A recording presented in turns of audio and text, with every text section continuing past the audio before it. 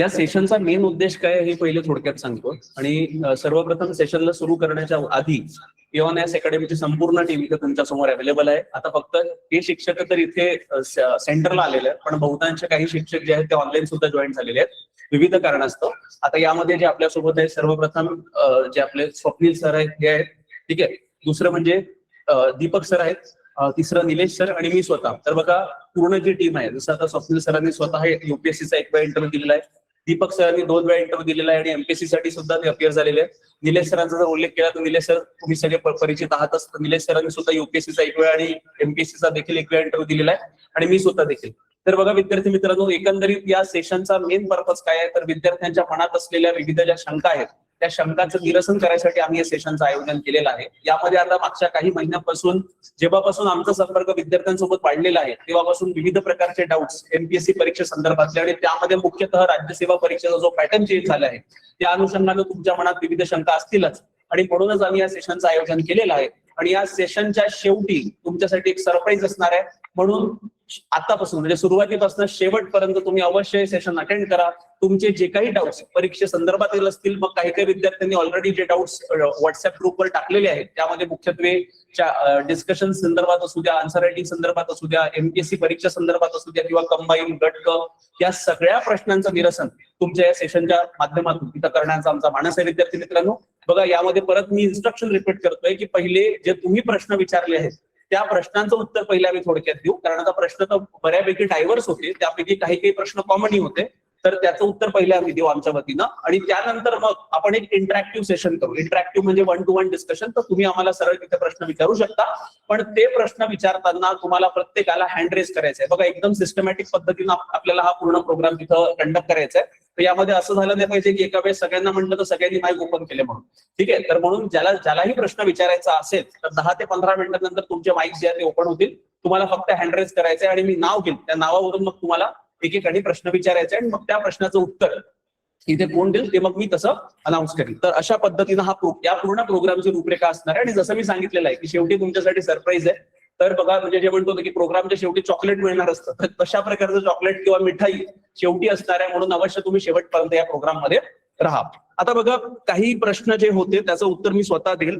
आता काही विद्यार्थ्यांनी विचारलं की सुरुवात नेमकी कुठून करावी. आता तुमच्यापैकी बहुतांश विद्यार्थी नवीन असेल किंवा पहिल्यांदा अभ्यास करायचा विचार करत असेल. आता बघा नवीन विद्यार्थ्यांमध्ये देखील वेगवेगळी कॅटेगरी असते. काही विद्यार्थी कॉलेजमध्ये असताना सुरुवात करायचा प्रयत्न करतात, काही विद्यार्थी जॉब करत असताना सुरुवात करायचा प्रयत्न करतात, किंवा काही विद्यार्थी ज्यांचं कॉलेज झाल्यानंतर अभ्यास सुरू कसा करावा याचा विचार करतात. आता बघा नेमकी सुरुवात कशी करावी या प्रश्नाचं उत्तर जे आहे विद्यार्थी मित्रांनो ते सिंपल आहे की तुम्हाला, जसं मी याच्या आधी देखील जे व्हिडिओज मी घेतलेले आहेत त्या माध्यमातून देखील मी तुम्हाला स्पष्टपणे सांगितलेलं आहे की जर तुमची सुरुवात करत असताना तुमचा एक बेस तुम्हाला बनवायचा असेल तर कुठेतरी आपल्याला NCERT आणि जे बालभारतीच्या पुस्तकं आहेत त्या फाउंडेशन बनवायला मदत करतात. पण एक अजून क्वेश्चन मी त्यामध्ये देतोय की काही काही विद्यार्थी काय करतात की 2-2, 3-3 वर्ष, म्हणजे उदाहरणार्थ जे कॉलेजमध्ये असलेले विद्यार्थी आहेत त्यांना सवय असते की नाही सर मी 2 वर्ष NCERT वाचेल, बालभारती वाचेल आणि 2 वर्षानंतर मग मी जेव्हा कॉलेज संपेल तेव्हा मी ऍक्च्युअल अभ्यासाला लागेल. पण ही पद्धत चुकीची आहे. बघा NCERT बालभारती महत्वाचा आहे, पण त्यावरून डायरेक्टली प्रश्न येत नाहीत. ही पहिली गोष्ट तुम्ही तुमच्या डोक्यात टाका. मग सर तुम्ही का बरं रिकमेंड करता, हा प्रश्न तुम्हाला सगळ्यांना पडणारच असेल. तर हे आम्ही याच्यासाठी रिकमेंड करतो कारण ज्या विद्यार्थ्याचे बेसिक कन्सेप्ट क्लिअर नाही त्यांनी ते अवश्य वाचावे. आता बेसिक कन्सेप्ट म्हणजे नेमकं काय, तर आता उदाहरणार्थ जर तुम्ही भूगोलाचा अभ्यास करत असाल, तुम्हाला लॅटिट्यूड काय आहे, लॉन्जिट्यूड काय आहे, रेखावृत्त काय आहे, जर या बेसिक गोष्टी माहित नसेल किंवा किती खंड आहे, किती महासागर आहे, तर मग स्वाभाविक आहे की तुम्हाला बेसिक पासून अभ्यास करणं आवश्यक आहे. पण त्यामध्ये देखील हे लक्षात ठेवा की NCERT आणि बालभारती वाचताना त्या सगळ्याच्या सगळ्या वाचणं आवश्यक नाही. काही मोजक्या जरी तुम्ही वाचल्या तरी पुरे आहे. आता मोजक्या म्हणजे नेमका कोणत्या, तर त्या संदर्भात लिस्ट जी आहे ती आमच्या टेलिग्राम चॅनलवर आम्ही लवकरात लवकर इथं अपलोड करणारच आहे. म्हणजे तिथून तुम्ही त्या ज्या काही गोष्टी आहे महत्वपूर्ण परीक्षा संदर्भातील त्या तुम्ही तिथून घेऊ शकता. मग एकदा जर तुमचा पाया बनला तर पाया बनल्यानंतर मग सुरुवात कशी करावी, तर 4 विषय नेमके महत्वाचे आणि मी आधीच्याही व्हिडिओमध्ये प्रत्येक व्हिडिओमध्ये मी सांगितलेले आहे. इतिहास, भूगोल, राज्यशास्त्र आणि अर्थशास्त्र हे 4 विषय तुमच्यासाठी फार महत्वाचे आहेत. का बरं, कारण या 4 विषयावर मुख्य परीक्षेमध्ये जवळपास 50 ते 60% पेपर तुमचा या 4 विषयावर येतो आणि मुख्य आणि पूर्व परीक्षेमध्ये जवळपास 100 पैकी 60 प्रश्न या 4 विषयावर असतात. म्हणजे जर तुम्हाला पोस्ट काढायची असेल, तुम्हाला जर पोस्ट काढायचं असेल तर मग तुम्हाला हे 4 विषय करावेच लागतील. पण आता यांचा विषयाचा अभ्यास करताना एक पाया तुमचा मजबूत झालाय, तर मग रेफरन्स पुस्तकावर वळा आणि मग रेफरन्स पुस्तकांच्या आधारावर मग तुम्ही याचा अभ्यास करू शकता. आता रेफरन्स पुस्तकांसाठी काही काही विद्यार्थ्यांनी बुकलिस्ट देखील विचारली आणि त्या बुकलिस्ट मध्ये सगळ्या गोष्टी हे सेशन झाल्यानंतर लगेच आपल्या टेलिग्राम चॅनलवर आम्ही सगळे अपलोड करणार आहे आणि तुमच्यापैकी बहुतांश विद्यार्थ्यांना ज्यांनी मला मेसेज केले त्यांना त्या गोष्टी ऑलरेडी आम्ही प्रोव्हाइड केलेल्याच आहे.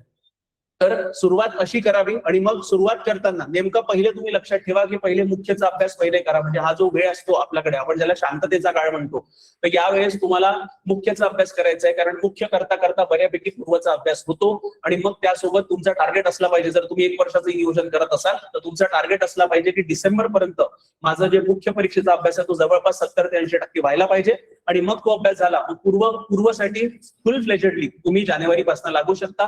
अशा पद्धतीनं तुमचं नियोजन इथं असायला पाहिजे. आता जे कॉलेजमध्ये असलेले विद्यार्थी आहेत त्यांच्यासाठी माझं एकच म्हणणं आहे की तुमचं टार्गेट तुम्ही काय ठेवा. जर तुम्ही कॉलेजमध्ये असाल तर तुम्ही फक्त एनसीईआरटी आणि बालभारती वाचून तिथे शांत बसू नका.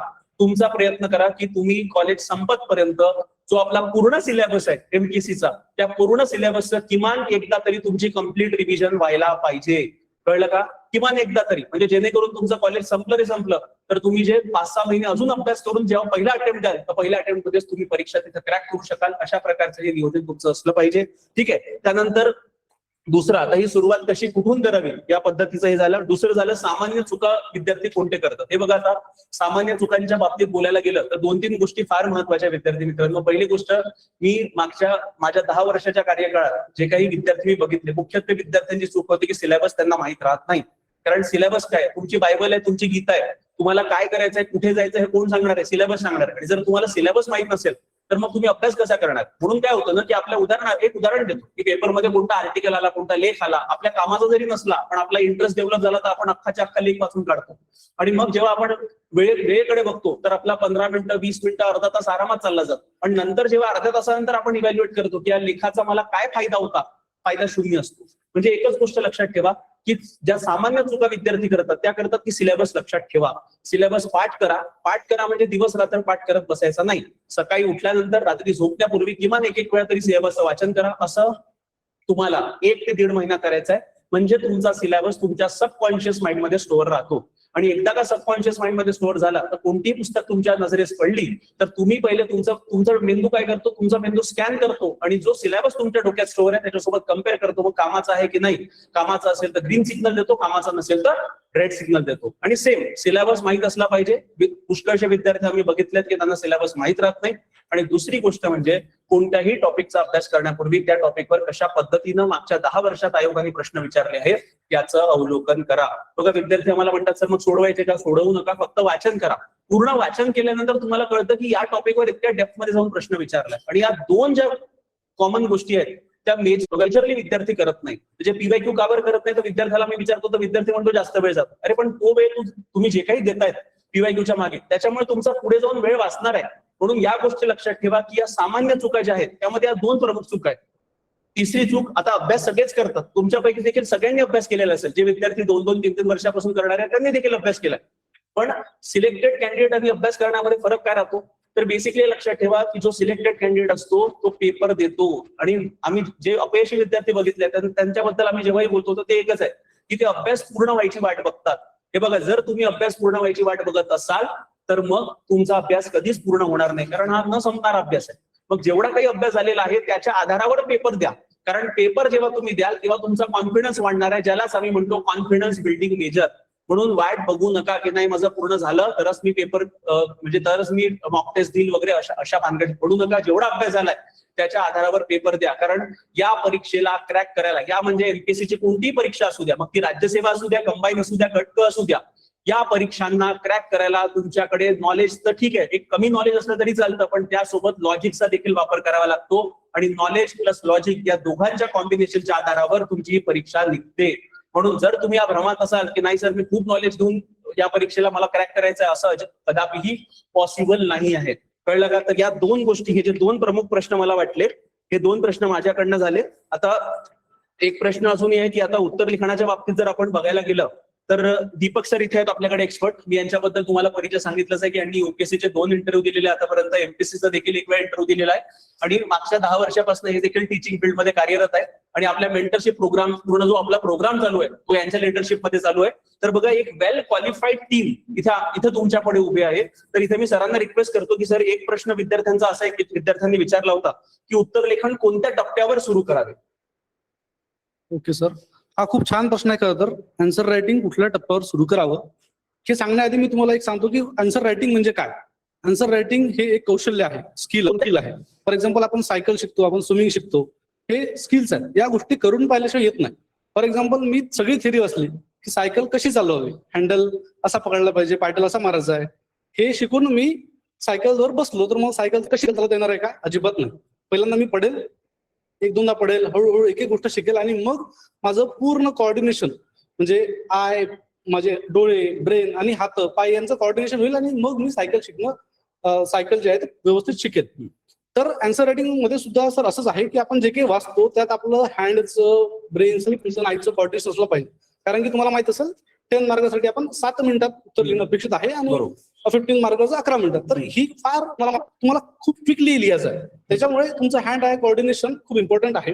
ब्रेनचं कॉर्डिनेशन असलं पाहिजे. ज्या गोष्टी रिकॉल करतायत त्या लगेच पेन आणि पेपरनी याच्यावर उतरल्या पाहिजे. त्यासाठी प्रिपरेशनच्या सुरुवातीच्या टप्प्यापासून आन्सर रायटिंग करणं आवश्यक आहे. तर मग पहिल्याच दिवशी 10 क्वेश्चन लिहायचे का? तसं होणार नाही. पहिल्या दिवशी एकच क्वेश्चन लिहा. तुम्ही समजा 1857चा उठावाबद्दल अभ्यास केला असेल तर त्याच्यावर तुम्ही उत्तर लिहून बघा.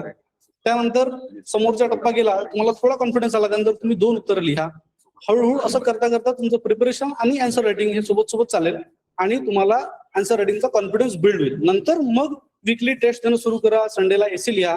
हे असं एक प्रॉपर प्रोसेस आहे. त्या प्रोसेस थ्रू आपण आन्सर रायटिंगवर जी आपली कमांड आहे ती एस्टॅब्लिश करू शकतो. बाकी आम्ही तुमच्यासोबत आहोतच, तुम्हाला काही लागलं तर गाईड करायला. But this is the process आणि तुम्हाला ती प्रिपरेशनच्या पहिल्या टप्प्यापासून सुरू करण्याचं.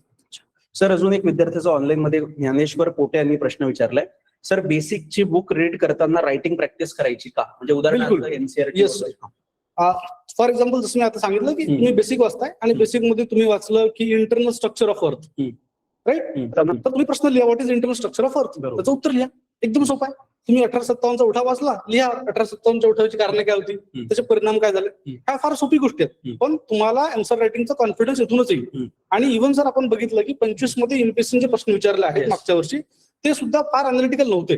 They are very straight forward and simple. त्याच्यामुळे आन्सर रायटिंगचं असं फिअर मनात घ्यायची काही गरज नाहीये. आपण एकदम नॉर्मली, जसं आता ग्रॅज्युएशन मध्ये तुम्ही असाल, तुम्ही कॉलेजचे आन्सर्स लिहिले आहेत कॉलेजमध्ये, तर त्याच पार्श्वभूमीवर आन्सर रायटिंगची सुरुवात सर आपण करू शकतो. सर अजून एक प्रश्न आहे की मेन साठी सेल्फ स्टडी करताना काही विद्यार्थी चॅट जीपीटी म्हणजे याचा वापर करत आहे, तर हे सफिशियंट असतील का असं विद्यार्थ्याचं म्हणणं आहे. सर याच्यावर 2 ओपिनियन आहेत माझे. एक तर चॅट जीपीटीचा उपयोग करायला पाहिजे, अफकोर्स करायला पाहिजे. पण चॅट जीपीटीमुळे तुमची स्वतःची ओन थिंकिंग डेव्हलप होत नाही कधी कधी. म्हणजे आपण प्रत्येक गोष्ट चॅट जीपीटी जर विचारली तर तुमचं स्वतःचं अनालिसिस, क्रिटिकल थिंकिंग डेव्हलप होणार नाही. तर माझं असं सजेशन आहे की आधी तुम्ही स्वतः लिहा, बरोबर, नंतर चॅट जीपीटी कडून एक मॉडेल आन्सर घ्या, ते क्रॉस व्हेरिफाय करा, बरोबर. त्यानंतर काही गोष्टीच्या नोट्स काढण्यासाठी सुद्धा चॅट जीपीटीचा युज होतो, बट आपण त्याला व्हॅल्यू एडिशन म्हणतो. खूप सुरुवातीच्या टप्प्यावर त्याचा तुम्हाला फायदा होणार नाही. एकदा तुमचा सिलेबसवर होल्ड आला की नंतर मात्र तुम्हाला चॅट जीपीटीचा फायदा होऊ शकतो. ठीक आहे सर, थँक्यू व्हेरी मच. तुम्ही मोलाचं मार्गदर्शन केलंय उत्तर लेखनासंदर्भात. आणि बघा, तुम्हाला सगळ्यांना माहित असेल की निलेश सर आणि मी आणि आमची पूर्ण टीम जी आहे, आम्ही डेली आन्सर रायटिंगचा प्रोग्राम आमच्या काही वर्षापासून आम्ही काही महिन्यापासून आम्ही अविरतपणे चालवतोय. तर त्या माध्यमातून सरांनी आता जे काही डाऊट्स तुमचे सांगितले ते बऱ्यापैकी आम्ही तिथे सॉल्व्ह करण्याचा प्रयत्न निलेश सरांचा आणि माझा तिथं असतो. यानंतरचा पुढला प्रश्न निलेश सर तुमच्यासाठी आहे की how can we improve answer writing skills for answer writing of GS and SA. अच्छा, जीएस साठी तर सरांनी आन्सर रायटिंगचं सांगितलेलं आहे. त्यासाठी मग आता विषयानुसार मग तुम्हाला त्याचं व्हॅल्युएशन करावं लागेल.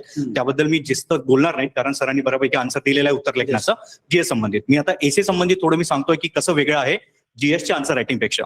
आता बघा, एसे रायटिंगनं आपल्याला माहिती आहे की 1200 शब्दांसाठी तो लिहायचा आहे. म्हणजे तिथे कसं असतं ना की तुम्हाला शब्द खूप जास्त लिहायचे असतात, तेव्हा तुम्हाला तिथे डायमेन्शनची माहिती असायला लागतं. कारण तिथे फक्त आपल्याला एक टॉपिक दिलेला असतो आणि टॉपिकनुसार मग त्याला एलॉबरेट करायचं असतं विविध आयामानुसार, म्हणजे त्याला आपण डायमेन्शन म्हणतो.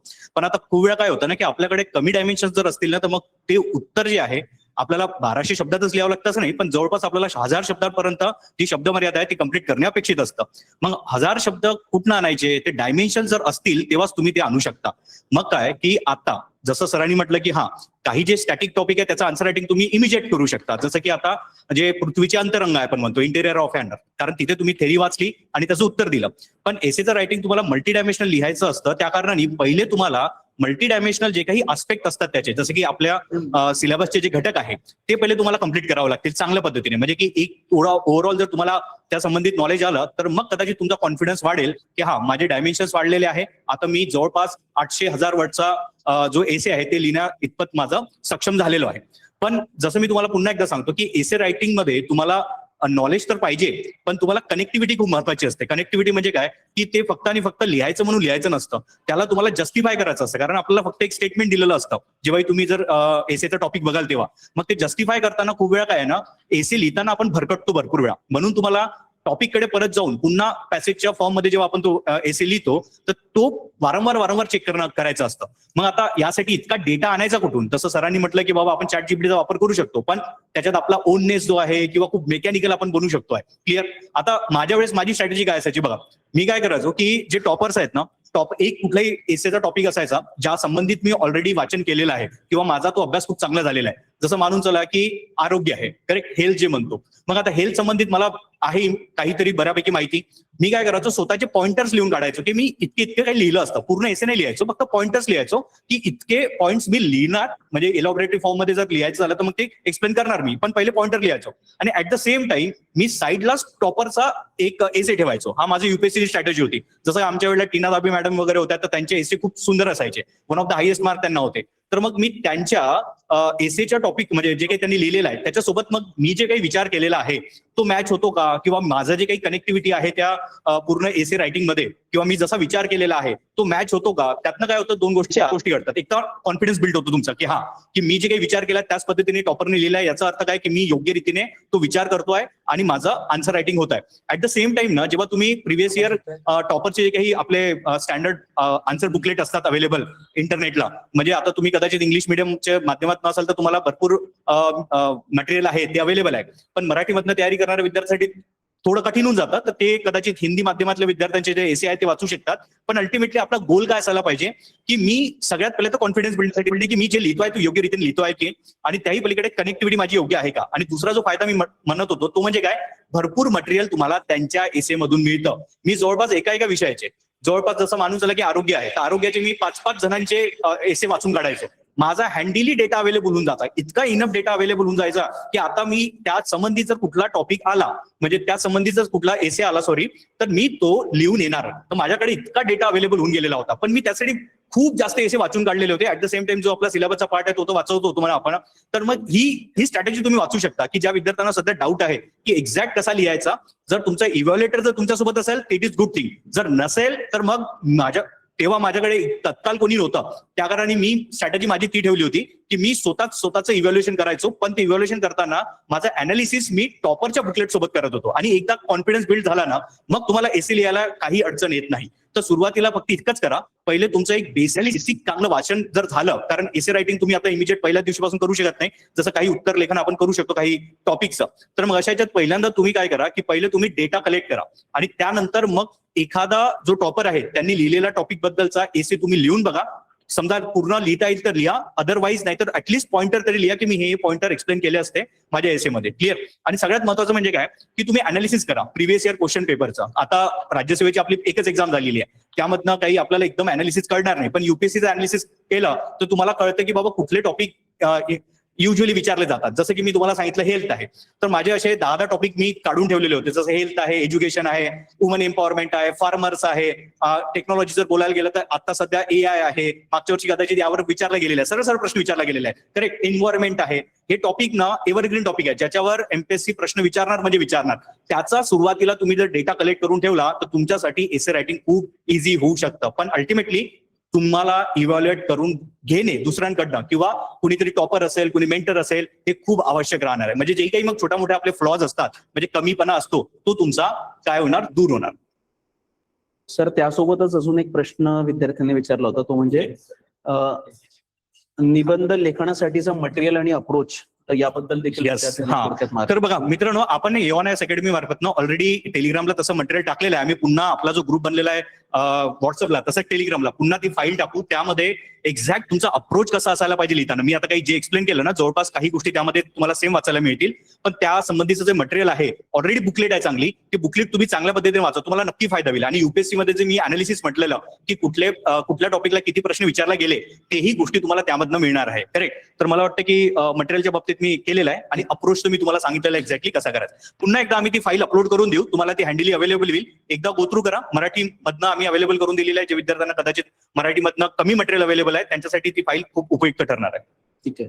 आणि याच्यामध्ये बघा अजून एक आहे की आम्ही ऑलरेडी काही व्हिडिओज अपलोड केलेले आहेत. उत्तर एसे रायटिंग संदर्भात असू द्या किंवा आन्सर रायटिंग संदर्भात पूर्ण जे मार्गदर्शन आहे ते निलेश सर, दीपक सर आणि आम्ही आमच्या पूर्ण टीमने तुम्हाला तिथे कंटिन्युअस आम्ही प्रोव्हाइड करतोय. तर तुम्ही युट्यूब चॅनलवर जर असाल, आणि मी अपेक्षा करतो की तुम्ही सगळेच युट्यूब चॅनलवर तुम्ही आमचे व्हिडिओ बघितले असाल, तर त्याच्यामध्ये एसे रायटिंग संदर्भात ऑलरेडी आम्ही एक सेशन घेतलेलं आहे. आणि आम्ही येणाऱ्या काळात म्हणजे पुढच्या महिन्याच्या पहिल्या आठवड्यामध्ये आम्ही एक वर्कशॉपचं आयोजन करतोय एसे रायटिंग संदर्भात. तर ते वर्कशॉप तुम्ही अवश्य अटेंड करा. त्यामध्ये दीपक सर असू द्या, निलेश सर असू द्या, मी स्वतः, आम्ही सगळं तुम्हाला 3 दिवसाचे 3 सेशन आम्ही घेणार आहे.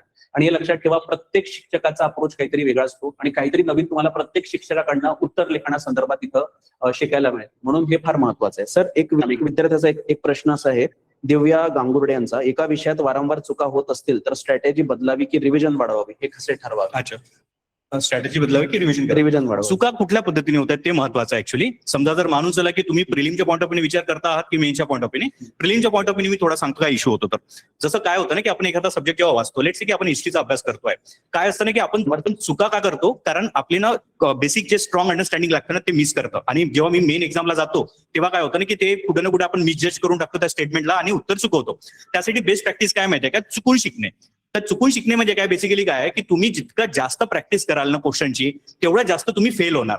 मेन एक्झाम मध्ये जर फेल झालात ना तुम्ही, तर मग ते डिझास्टर आहे. कारण आपल्याला सिलेक्शन ऍक्च्युली मेन एक्झाम करणार आहे. असं म्हटलं जातं ना की बाबा तुम्ही रणांगणात जेवढा घाम गाळला तर आपण प्रॅक्टिसमध्ये जेवढा घाम गाळला तेव्हा रणांगणात आपलं रक्त कमी पडतं. तर त्याच्या ह्याच्यात तुम्हाला काय करायचं आहे, जितकं काही तुम्ही वाचताना, जसं आता विद्यार्थी काय चूक करते सगळ्यात महत्वाचं म्हणजे पूर्ण सिलेबस कंप्लीट होण्यात वाट पाहतात आणि त्यानंतर पेपर सॉल्व्ह करतात. अरे तुम्ही इतकं जेव्हा वाचाल 10 चॅप्टर्स आणि त्यानंतर पेपर सॉल्व्ह कराल तर पहिल्या चॅप्टरचं तुम्ही विसरणारच आहे, नक्की विसरणार. सगळ्यात बेस्ट स्ट्रॅटेजी काय आहे की समजा मानून चला की तुम्ही हिस्ट्रीचा टॉपिक घेतला, लेट्स से आपण मॉडर्न हिस्ट्रीज घेतला आणि तुम्ही ब्रिटिशकालीन भारत वाचत आहे. करेक्ट. मग ब्रिटिशकालीन भारतमध्ये आपण व्हाईस रॉय वगैरे त्यांची आपण सगळी माहिती वाचतो वगैरे आणि त्यांच्यानंतर जे काही लॉज वगैरे आले आहेत त्या संबंधित आणि भरपूर प्रश्न विचारलेले आहेत. तुम्हाला काय करायचं आहे, ब्रिटिश इंडिया किंवा मग ब्रिटिशकालीन भारत जर तुम्ही वाचला ना, त्या संबंधित पीवायक्यूज काय काय आले आणि मला त्याच दिवशी ते सॉल्व्ह करता आले पाहिजे.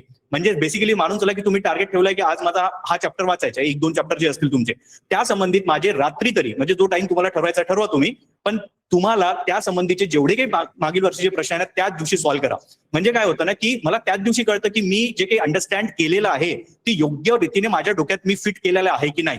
तिथे जर माझी चूक झाली तर मी रिकरेक्ट करतो त्याच दिवशी. पण तुम्ही जर म्हणाल की मी 10व्या दिवसानंतर मी जर करतो तर तुम्ही गोंधळून जाता, अरे मी काय वाचलेलं होतं पहिल्या दिवशी मलाच आठवत नाही. तर तसं नको व्हायला पाहिजे. ज्या दिवशीचं त्याच दिवशी रिव्हिजन आणि त्याच दिवशी जर प्रश्न जर असेल, किती प्रश्न आहे आपल्याला, मला वाटतं की एका टॉपिकला 10-15 प्रश्न असतील आणि 10-15 प्रश्न सॉल्व्ह करायला तुम्हाला हार्ड टू हार्ड अर्धा तास लागतो.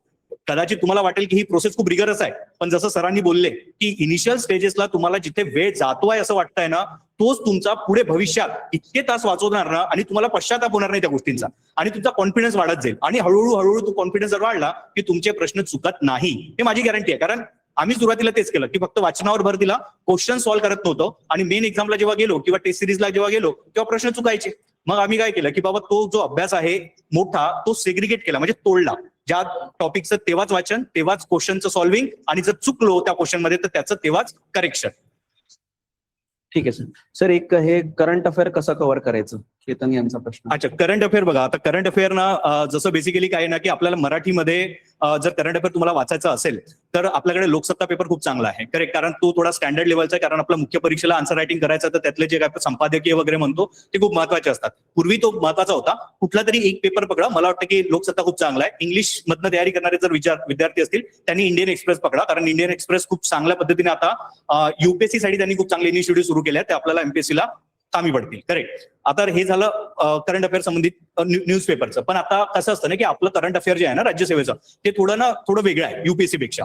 मग अशा याच्यात काय होतं ना की तुम्हाला फक्त आणि फक्त करंट अफेअर मध्ये जे कंटेंट आहे ना ते वेगवेगळ्या पद्धतीचे असतात, जसं की क्रीडा झालं किंवा मग त्या निधन वार्ता वगैरे, आणि आताही तसेच प्रश्न विचारला चाललेले आहेत. करेक्ट. मग तुम्ही काय करू शकता की ज्या काही एखादी कुठली तरी बुकलेट आहे, म्हणजे की करंट अफेअर काही अकॅडमीचे आहेत आलेले, कुठली तरी एक पकडा. मला वाटतं की आमच्या वेळेला आम्ही परिक्रमा किंवा मग स्पॉटलाइट वगैरे आता चालतायत, तुम्हाला जे बेटर वाटतं जे मार्केटमध्ये चालू आहे ते वाचा. पण एक काम करा त्याच्यावर, ते मंथली असतं ना, तर मंथली टार्गेट करून घ्या, म्हणजे की एका दिवसात वाचायची नसतं ती, पण ऍटलीस्ट पुढल्या महिन्याच्या पूर्वीच मला तरी ऍटलीस्ट ते 15 दिवसात ती पूर्ण बुकलेट एक चांगली वाचन झाली पाहिजे. पण पुन्हा एकदा मागील वर्षीचे प्रश्न जे आहेत ते बघा की कसं वेटेज आलेलं आहे. फक्त करंट अफेअर मधले जे बुकलेट असतात ते सगळ्याच्या सगळे काही टॉपिक महत्वाचे असतात असं नाही. काही टॉपिक आपल्याला समजतात की यावर प्रश्न बनवू शकत नाही, पण ते मला कसं समजणार, तर मी जर मागील वर्षीच्या प्रश्नांचं योग्य ते अनालिसिस केलं असेल तर. जर तुम्ही अनालिसिस केलं नाही तर तुम्हाला असं वाटतं की मग सगळ्याचं सगळं जे काही आपली बुकलेट आलेली आहे किंवा जे काही करंट अफेअर आलेला आहे, तुम्ही एकूण एक गोष्ट वाचता आणि महत्वाचा टॉपिक जो आहे त्यालाही तुम्ही न महत्वाच्या टॉपिक एवढंच महत्व देता.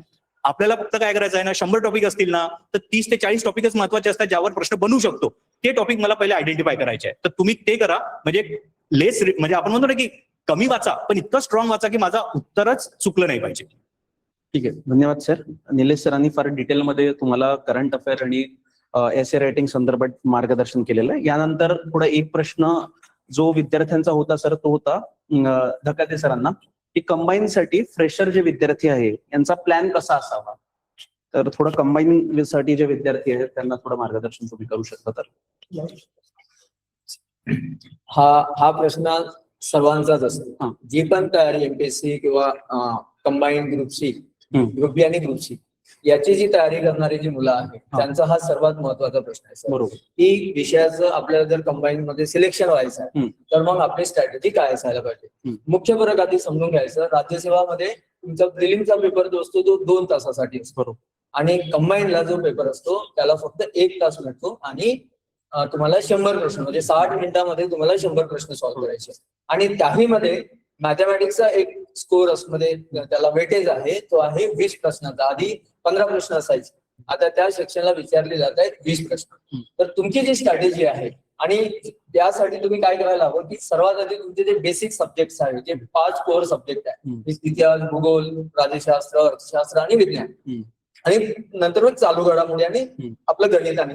तर यामध्ये तुमचं जे बेसिक फॅक्च्युअल जो पूर्ण पार्ट आहे, प्रत्येक विषयाचा एक बेसिक पार्ट आहे आणि एक फॅक्च्युअल आहे. बरोबर. तर तुम्ही पीवायक्यू सोबत त्याला जोड घालायला पाहिजे की प्रत्येक विषयाचं प्रिव्हियसली काय विचारण्यात आलेलं आहे, कन्सेप्च्युअल बेस किती आहे, आणि जीएसच्या सब्जेक्ट मध्ये तुमचा फॅक्च्युअल डेटा जो आहे तो जास्त महत्वाचा. जसं भूगोल असेल किंवा मग विज्ञानमध्ये तर फॅक्च्युअल नाही, पण राज्यशास्त्र असेल, इतिहास असेल, बऱ्याचशा फॅक्च्युअल डेटा तुम्हाला विचारला. तो फॅक्च्युअली डेटा तुम्ही वारंवार रिवाइज करत राहायला पाहिजे. आणि मॅथमॅटिक्सचा किती तुमचा वेळ, मॅक्सिमम 20 मिनिटं तरी तुम्हाला 20 प्रश्न सोडवायला मॅथमॅटिक्सचा मिळायला पाहिजे, कारण रिजनिंग हा गेम चेंजर असतो ग्रुप बी, ग्रुप सी मध्ये. तर ही स्ट्रॅटेजी तुम्ही ठेवायला पाहिजे की तुमचं 5 जे कोअर सब्जेक्ट आणि प्लस मॅथ, रिजनिंग असं स्वतंत्र तुम्ही त्याला विभागणी करायला पाहिजे. पेपरचं एक टाइम मॅनेजमेंट करायला पाहिजे, आणि विषयाचं पीवायक्यू मध्ये घटकनुसार पीवायक्यू जेव्हा तुम्ही अभ्यास करता तर मागील 10 वर्षाचं आणि सिलेबस याची तुम्ही सांगड घाला, आणि त्या पद्धतीने सब्जेक्ट तुम्ही रिवाइज करा आणि वारंवार रिव्हिजन करत राहा. बरोबर. ठीक आहे सर. याच्यामध्ये अजून एक प्रश्न होता सर, की प्लॅनिंग, आता ठीक आहे तुम्ही फ्रेशरसाठी सुरुवात कशी करावी ते सांगितलं, पण नियोजन कसं केलं पाहिजे थोडक्यात तुम्ही सांगू शकता. हा बघा, फ्रेशरसाठी ना फ्रेशर आणि नियोजनाचं थोडंसं दोन, हा जो मुद्दा होता माझा, तो ज्यांनी अभ्यास झालेला आहे त्यांच्या स्ट्रॅटेजीसाठी.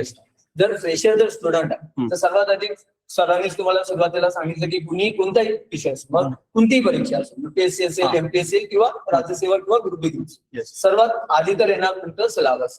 सिलेबस तुमचं रटणं आवश्यक आहे, म्हणजे पाठांतर असणंच आवश्यक आहे. सुरुवातीचा पहिला असेल तुमचा सिलेबस पाहणे. सिलेबस नंतर तुम्ही त्यासोबत प्रिव्हियस इयर क्वेश्चन पेपर हा दुसरा टप्पा असेल. बरोबर. आणि प्रत्येक विषयाचं एक स्टँडर्ड बुक, स्टँडर्ड रेफरन्स. वारंवार काय होतं, स्टुडंट खूप सारे म्हणजे मटेरियल कलेक्शन करतात, त्याला आम्ही कलेक्टर म्हणतो. तर कलेक्टर ऑफ बुक्स बनण्याचा प्रयत्न करतात. ते करू नये विद्यार्थ्यांनी सुरुवातीला एक स्टँडर्ड रेफरन्स आणि एकाच विषयाला वारंवार एकाच रेफरन्स मधून त्याला आधी बेसिक कन्सेप्ट क्लिअर करणे. आणि सरांनी ऑलरेडी सांगितलेलं आहे की जो विद्यार्थ्यांचं बेसिक कन्सेप्ट मध्ये काय याचं उत्तर सरांनी दिलेलं आहे की बेसिक कन्सेप्ट हे तुम्हाला जी येत नाहीये काही तर ती पाठ्यपुस्तकातून करावी. पाठ्यपुस्तकातून म्हणजे बालभारतीमधून पूर्ण प्रश्न येतील असं नाहीये, पण तुमचा जो पाया आहे तो मजबूत होणार.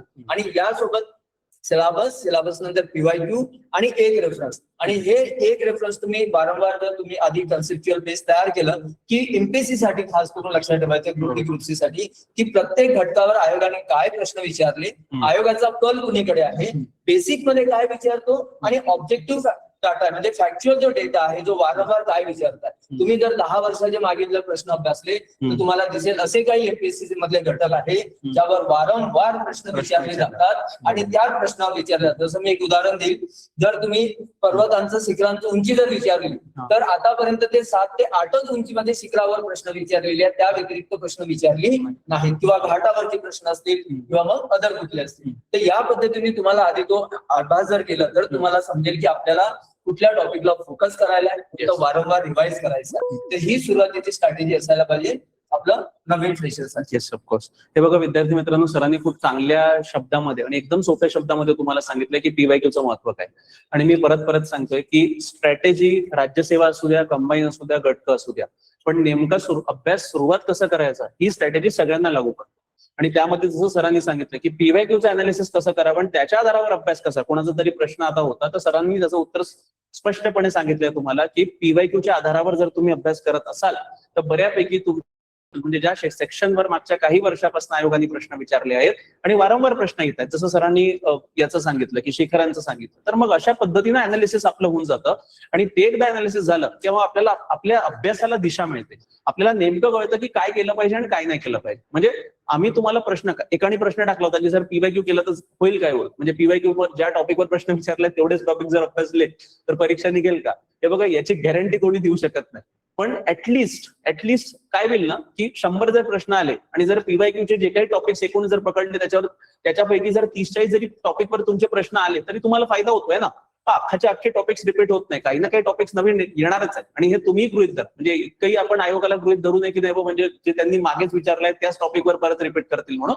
पण मुख्यत्वे जास्त करून टॉपिक रिपीट होतात, प्रश्न रिपीट होत नाही. मी परत सांगतो, काही विद्यार्थ्यांना वाटतं नाही सर मी PYQ करून गेलो माझा निकालच आला नाही. अरे निकाल आला नाही पण तू ते PYQ म्हणजे काय, तर त्या PYQ वर जो टॉपिक असेल त्या टॉपिकवरचा प्रश्न आणि त्या टॉपिकच्या अवतीभवतीची माहिती तुम्हाला माहित पाहिजे. म्हणजे 360 डिग्री कव्हरेज तुमचं पाहिजे त्या टॉपिकचं. तर त्या टॉपिकवर कोणताही प्रश्न आला तर मग तुमच्याकडे उत्तर त्याचं राहू शकतं. ठीक आहे. यानंतर अजून एक प्रश्न जो होता की सेल्फ स्टडीच्या बाबतीत दोघा तिघांनी विचारलेला आहे. आता बघा, सेल्फ स्टडीच्या बाबतीत जर विशेष करून इथे नियोजन करायचं म्हटलं की कोणी विचारलं की सेल्फ स्टडीने जर अभ्यास होतो का. हे बघा, अभ्यास होतो. सेल्फ स्टडी असू द्या, क्लास असू द्या, दोन्ही काय हे माध्यम आहे तुमच्या ध्येयापर्यंत पोहोचवण्याचे. तुम्ही जर सेल्फ स्टडी करत असाल तरीही तुमचा निकाल येऊ शकतो, तुम्ही जर क्लास लावला असेल तरीही तुमचा निकाल असू शकतो. ठीक आहे. आता याच्यामध्ये बघा, जे विद्यार्थी सेल्फ स्टडी करत असतील मग त्यांनी नेमकं कसं करावं, स्टडी प्लॅन कसा असावा. तर बघा, या बाबतीत ऑलरेडी आम्ही ज्या काही आपण चर्चा करतोय, निलेश सर असू द्या, दीपक सर असू द्या किंवा धकाते सर असू द्या, यांनी जे काही गोष्टी सांगितलेल्या आहेत, पहिलं तर सिलेबस, दुसरी गोष्ट PYQ, त्यांचे बुक सेट मार्केटमध्ये मिळतात ते आणा, त्यांचा अनालिसिस करा आणि त्याच्या आधारावर आपली दिशा म्हणजे पेपर बघा. पेपर जर तुम्ही बघितले तर मग त्यानंतर कट ऑफ किती लागतोय हे बघा. कट ऑफ किती लागतोय, जसं उदाहरणार्थ तुम्ही राज्यसेवेचा अभ्यास करत असाल तर कट ऑफ 50% जवळपास लागतो. तर यावर्षी पूर्वाचा 50% कमी लागला, म्हणजे 200 पैकी 98 लागला, पण मागच्या वर्षी 116 पर्यंत गेला होता. म्हणजे 50-60% आसपास कट ऑफ लागतोय. मग त्याच्या आधारावर आपलं टार्गेट पाहिजे की जर कट ऑफ इतका जातोय तर मला सेफ झोन म्हणजे काय, सेफ मार्क किती असले पाहिजे. तर 200 पैकी पूर्वमध्ये 110 ते 115च्या दरम्यान सेफ मार्क आपण कन्सिडर करू शकतो. आणि मुख्यचा जर आतापर्यंत निकाल लागला नाही पण मुख्यचा एक अंदाज आहे की 50%च्या जवळपासच कट ऑफ राहू शकतो. म्हणजे कट ऑफ बघा. आणि मग त्याच्या आधारावर चौथा टप्पा काय, तर रिसोर्सेस. जसं सरांनी तुम्हाला इथे खूप चांगल्या पद्धतीनं सांगितलंय की मिनिमम रिसोर्सेस मॅक्झिमम आउटपुट या तत्वावर काम करा. आणि लक्षात ठेवा, कोणतंही रिसोर्सेस वाचताना स्वतःला एकच प्रश्न विचारा की मी याचं रिव्हिजन करू शकतो का. जर उत्तर हो मिळत असेल तरच त्या रिसोर्सेसला हात लावायचा, जर उत्तर नाही मिळत असेल तर हात लावू नका. जसं आता निलेश सरांनाही एक प्रश्न विचारला होता की रिव्हिजनच्या बाबतीत, की रिव्हिजन म्हणजे जर माझी स्ट्रॅटेजी चुकत असेल तर मी रिव्हिजन जास्त करावी का. बघा, होऊ शकतं की बहुतांश वेळा काय होतं की आपण वाचन करतो पण आपल्याला गोष्टी आठवत नाही, मग त्यासाठी रिव्हिजन हा एक पर्याय आहे बरं का.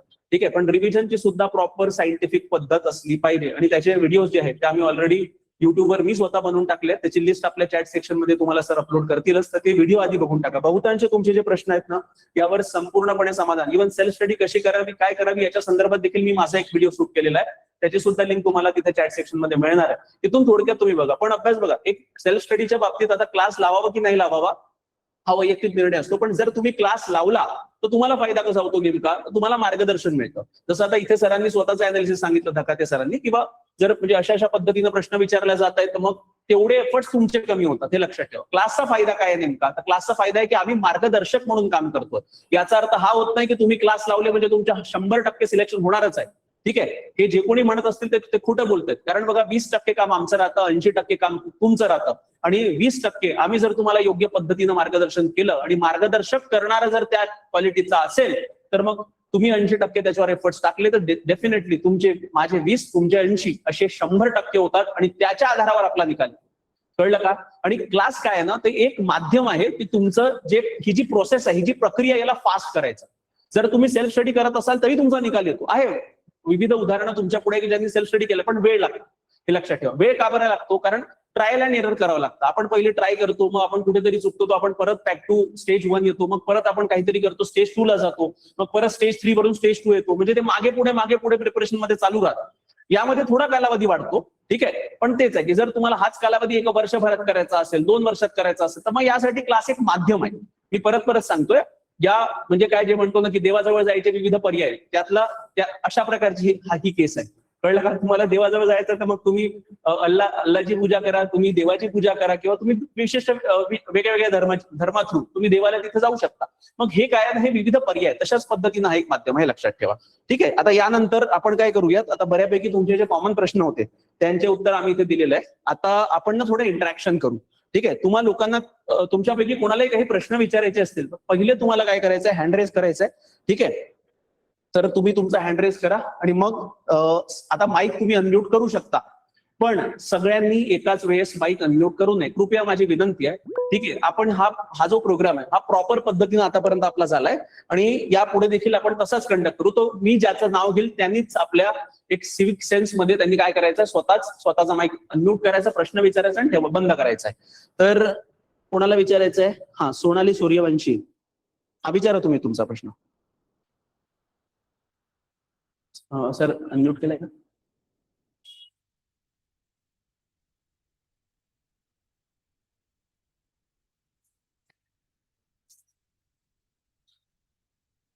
एक मिनिट.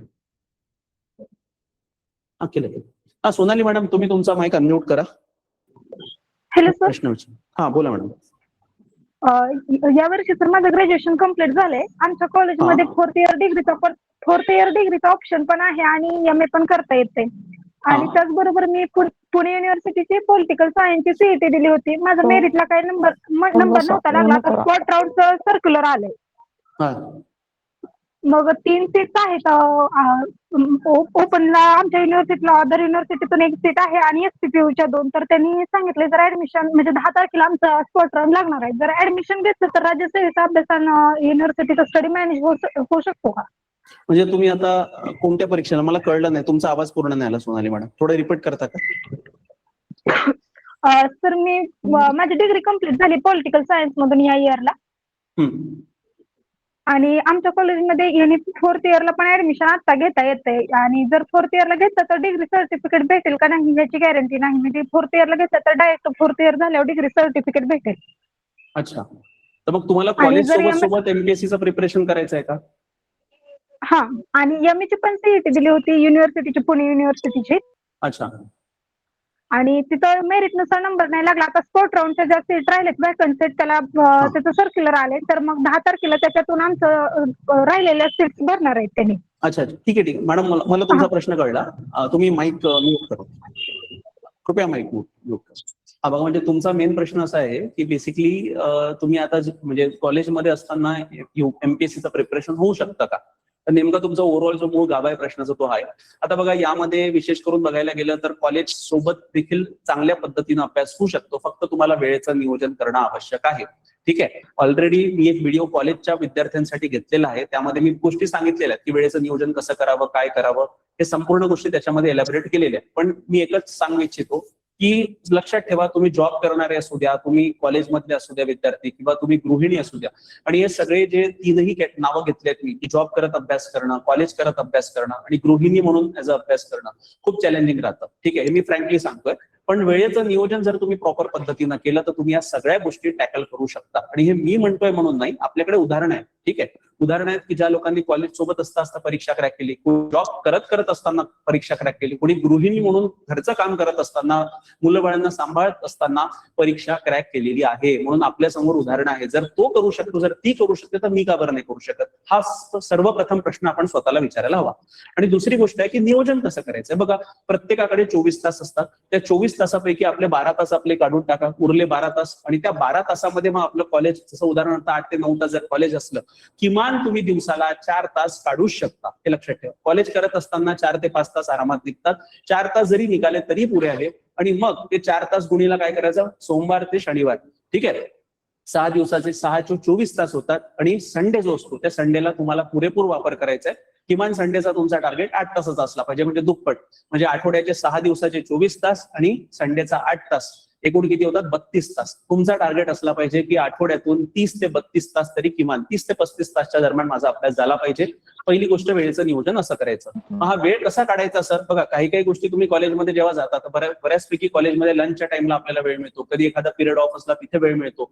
ठीक आहे, मग या वेळेस ना तुम्ही तो वेळ स्पेसिफिकली तुम्ही चोराय, म्हणजे आम्ही आमच्या भाषेत म्हणतो टू स्नॅच द टाइम म्हणतात. ठीक आहे, आपल्याला जोरायचा असतो वेळ, म्हणजे जोही वेळ मिळाला जिथे आपण आपले पुस्तक किंवा आपले नोट्स काढून वाचू शकतो, किंवा आपल्या मोबाईलमध्ये, आजकाल तर सगळ्या गोष्टी मोबाईलमध्ये आलेल्या आहेत. मग तुमच्याकडे जर मोबाईलमध्ये काही नोट्स असतील तर मग तिथे तुम्ही वाचू शकता. व्हिडिओ जर असेल तर व्हिडिओ बघू शकता. कोणता क्लास जॉईन केला असेल तर क्लासचे व्हिडिओ बघू शकता.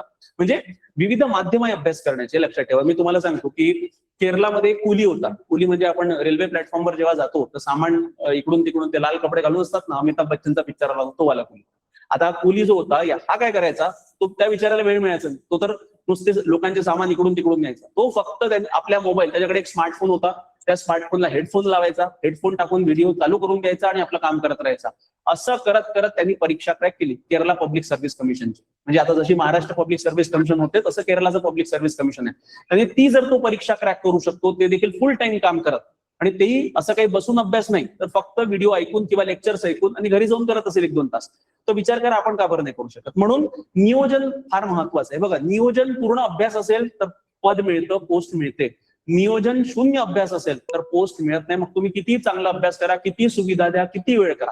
म्हणून मी परत एकच गोष्ट सगळ्यांना सांगतो, मेहनत सगळे करतात. सगळे तुमच्यापैकी जेवढे विद्यार्थी असेल, कुठे ना कुठे तुम्ही मेहनत केलेली आणि करणार आहे. पण मेहनत कशी करावी, तर स्मार्ट मेहनत करावी की ज्याच्या माध्यमातून आपला निकाल येईल. म्हणून सर्वात पहिले जसं सिलेबस आहे, PYQY नियोजन करा. ठीक आहे, तुम्ही कॉलेजमध्ये आहात तर कॉलेजमध्ये नियोजन करा की मी आता कसं करू शकते, माझं आठवड्याचं प्लॅनिंग कसं असलं पाहिजे, टार्गेट कसं असलं पाहिजे, या सगळ्यांचं प्लॅनिंग करून त्याच्यावर अंमलबजावणी करा. मग आपण आठवड्याचं झाला, 1-2 आठवडे सक्सेसफुल झाले तर महिन्याचा ब्रॉडर प्लॅन बनवा की मला इतक्या महिन्यामध्ये हे टॉपिक माझे संपलेच पाहिजे. म्हणजे अशा पद्धतीनं नियोजन. जसं उदाहरणार्थ आपण 2027चा प्लॅन सांगताना आम्ही तिथे स्पष्टपणे सांगितलंय की तुम्ही आतापासून डिसेंबर पर्यंत हिस्ट्री, जिओग्राफी, पॉलिटी, इकॉनॉमिक्स आणि इथिक्स हे 5 विषय संपवा. आणि जानेवारी आला तर जानेवारीमध्ये पर्यावरण आणि विज्ञान हे संपवा. आता हे नियोजन आहे. मग हे किती दिवसात करायचं हे आपल्यावर डिपेंड करतं. त्याचा देखील व्हिडिओ मी ऑलरेडी चॅट सेक्शन म्हणजे आपल्या युट्यूब चॅनलला टाकलेला आहे. तर या सगळ्या गोष्टींना करता येतात. बघा, पॉसिबल सगळं आहे. फक्त एवढं आहे की तुम्हाला थोडे एफर्ट्स टाकावे लागतील. आणि प्रत्येक गोष्ट सुरुवात करताना त्रास होतो. हे बघा, मग ती कंबाईनची परीक्षा असू द्या, तलाठीची असू द्या, गटकची असू द्या, मग राज्यसेवेची असू द्या, कोणतीही परीक्षा असू द्या, सुरुवात करताना त्रास होतो. 21 दिवस लागतात कोणतीही सवय लागायला. म्हणून 21 दिवसापर्यंत बिअर करा आणि मग आपोआप तुमचा इंटरेस्ट डेव्हलप झाला. मग तुमची गाडी एकदा रुळावर आली तर मग ती स्पीड आपोआप पकडते. लक्षात ठेवा. ठीक आहे, आय होप सोनाली मॅडम तुमचा डाऊट रिझॉल्व्ह झाला. यानंतर अजून कोणाला प्रश्न विचारायचा आहे? Hand raise. हा, ऋतू मॅडम तुम्ही माईक अनम्यूट करा आणि प्रश्न विचारा.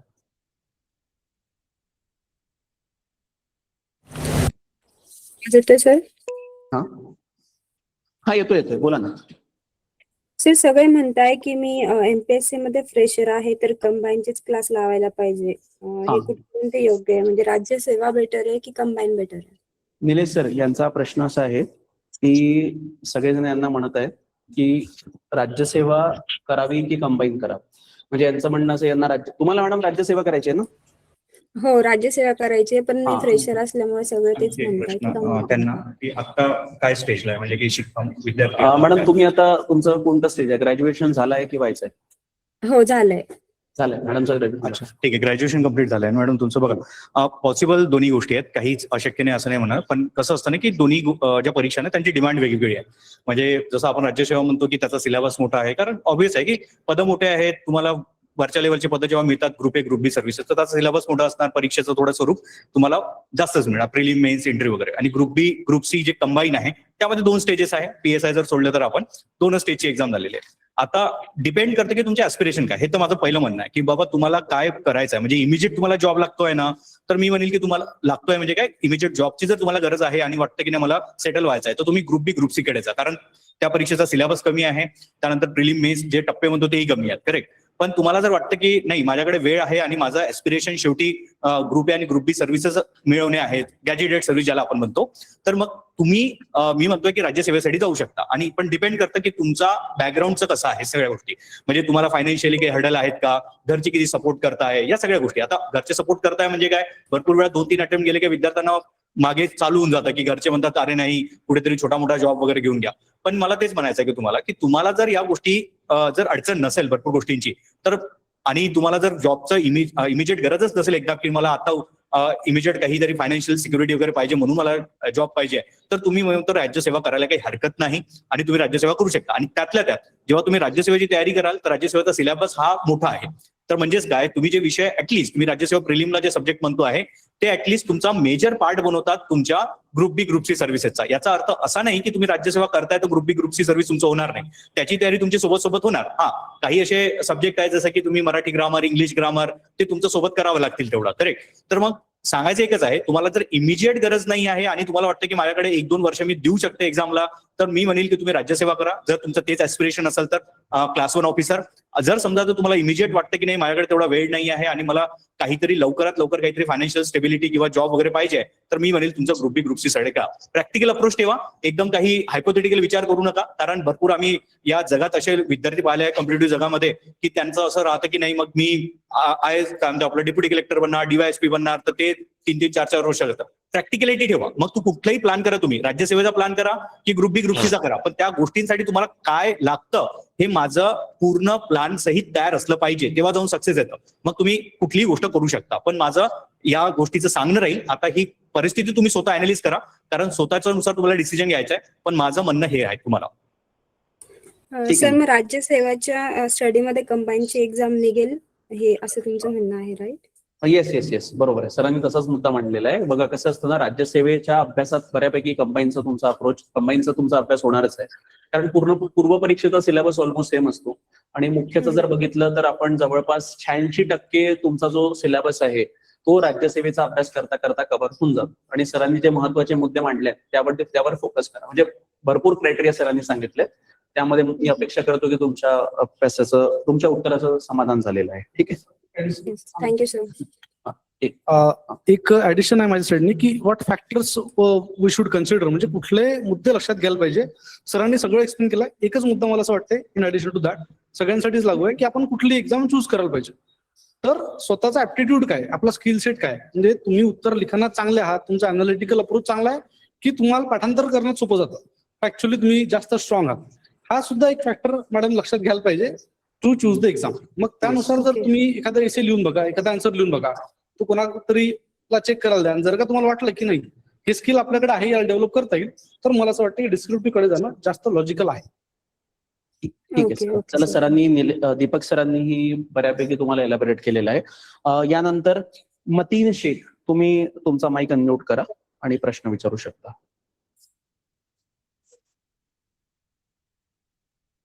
मतीन, माझा आवाज येतोय का?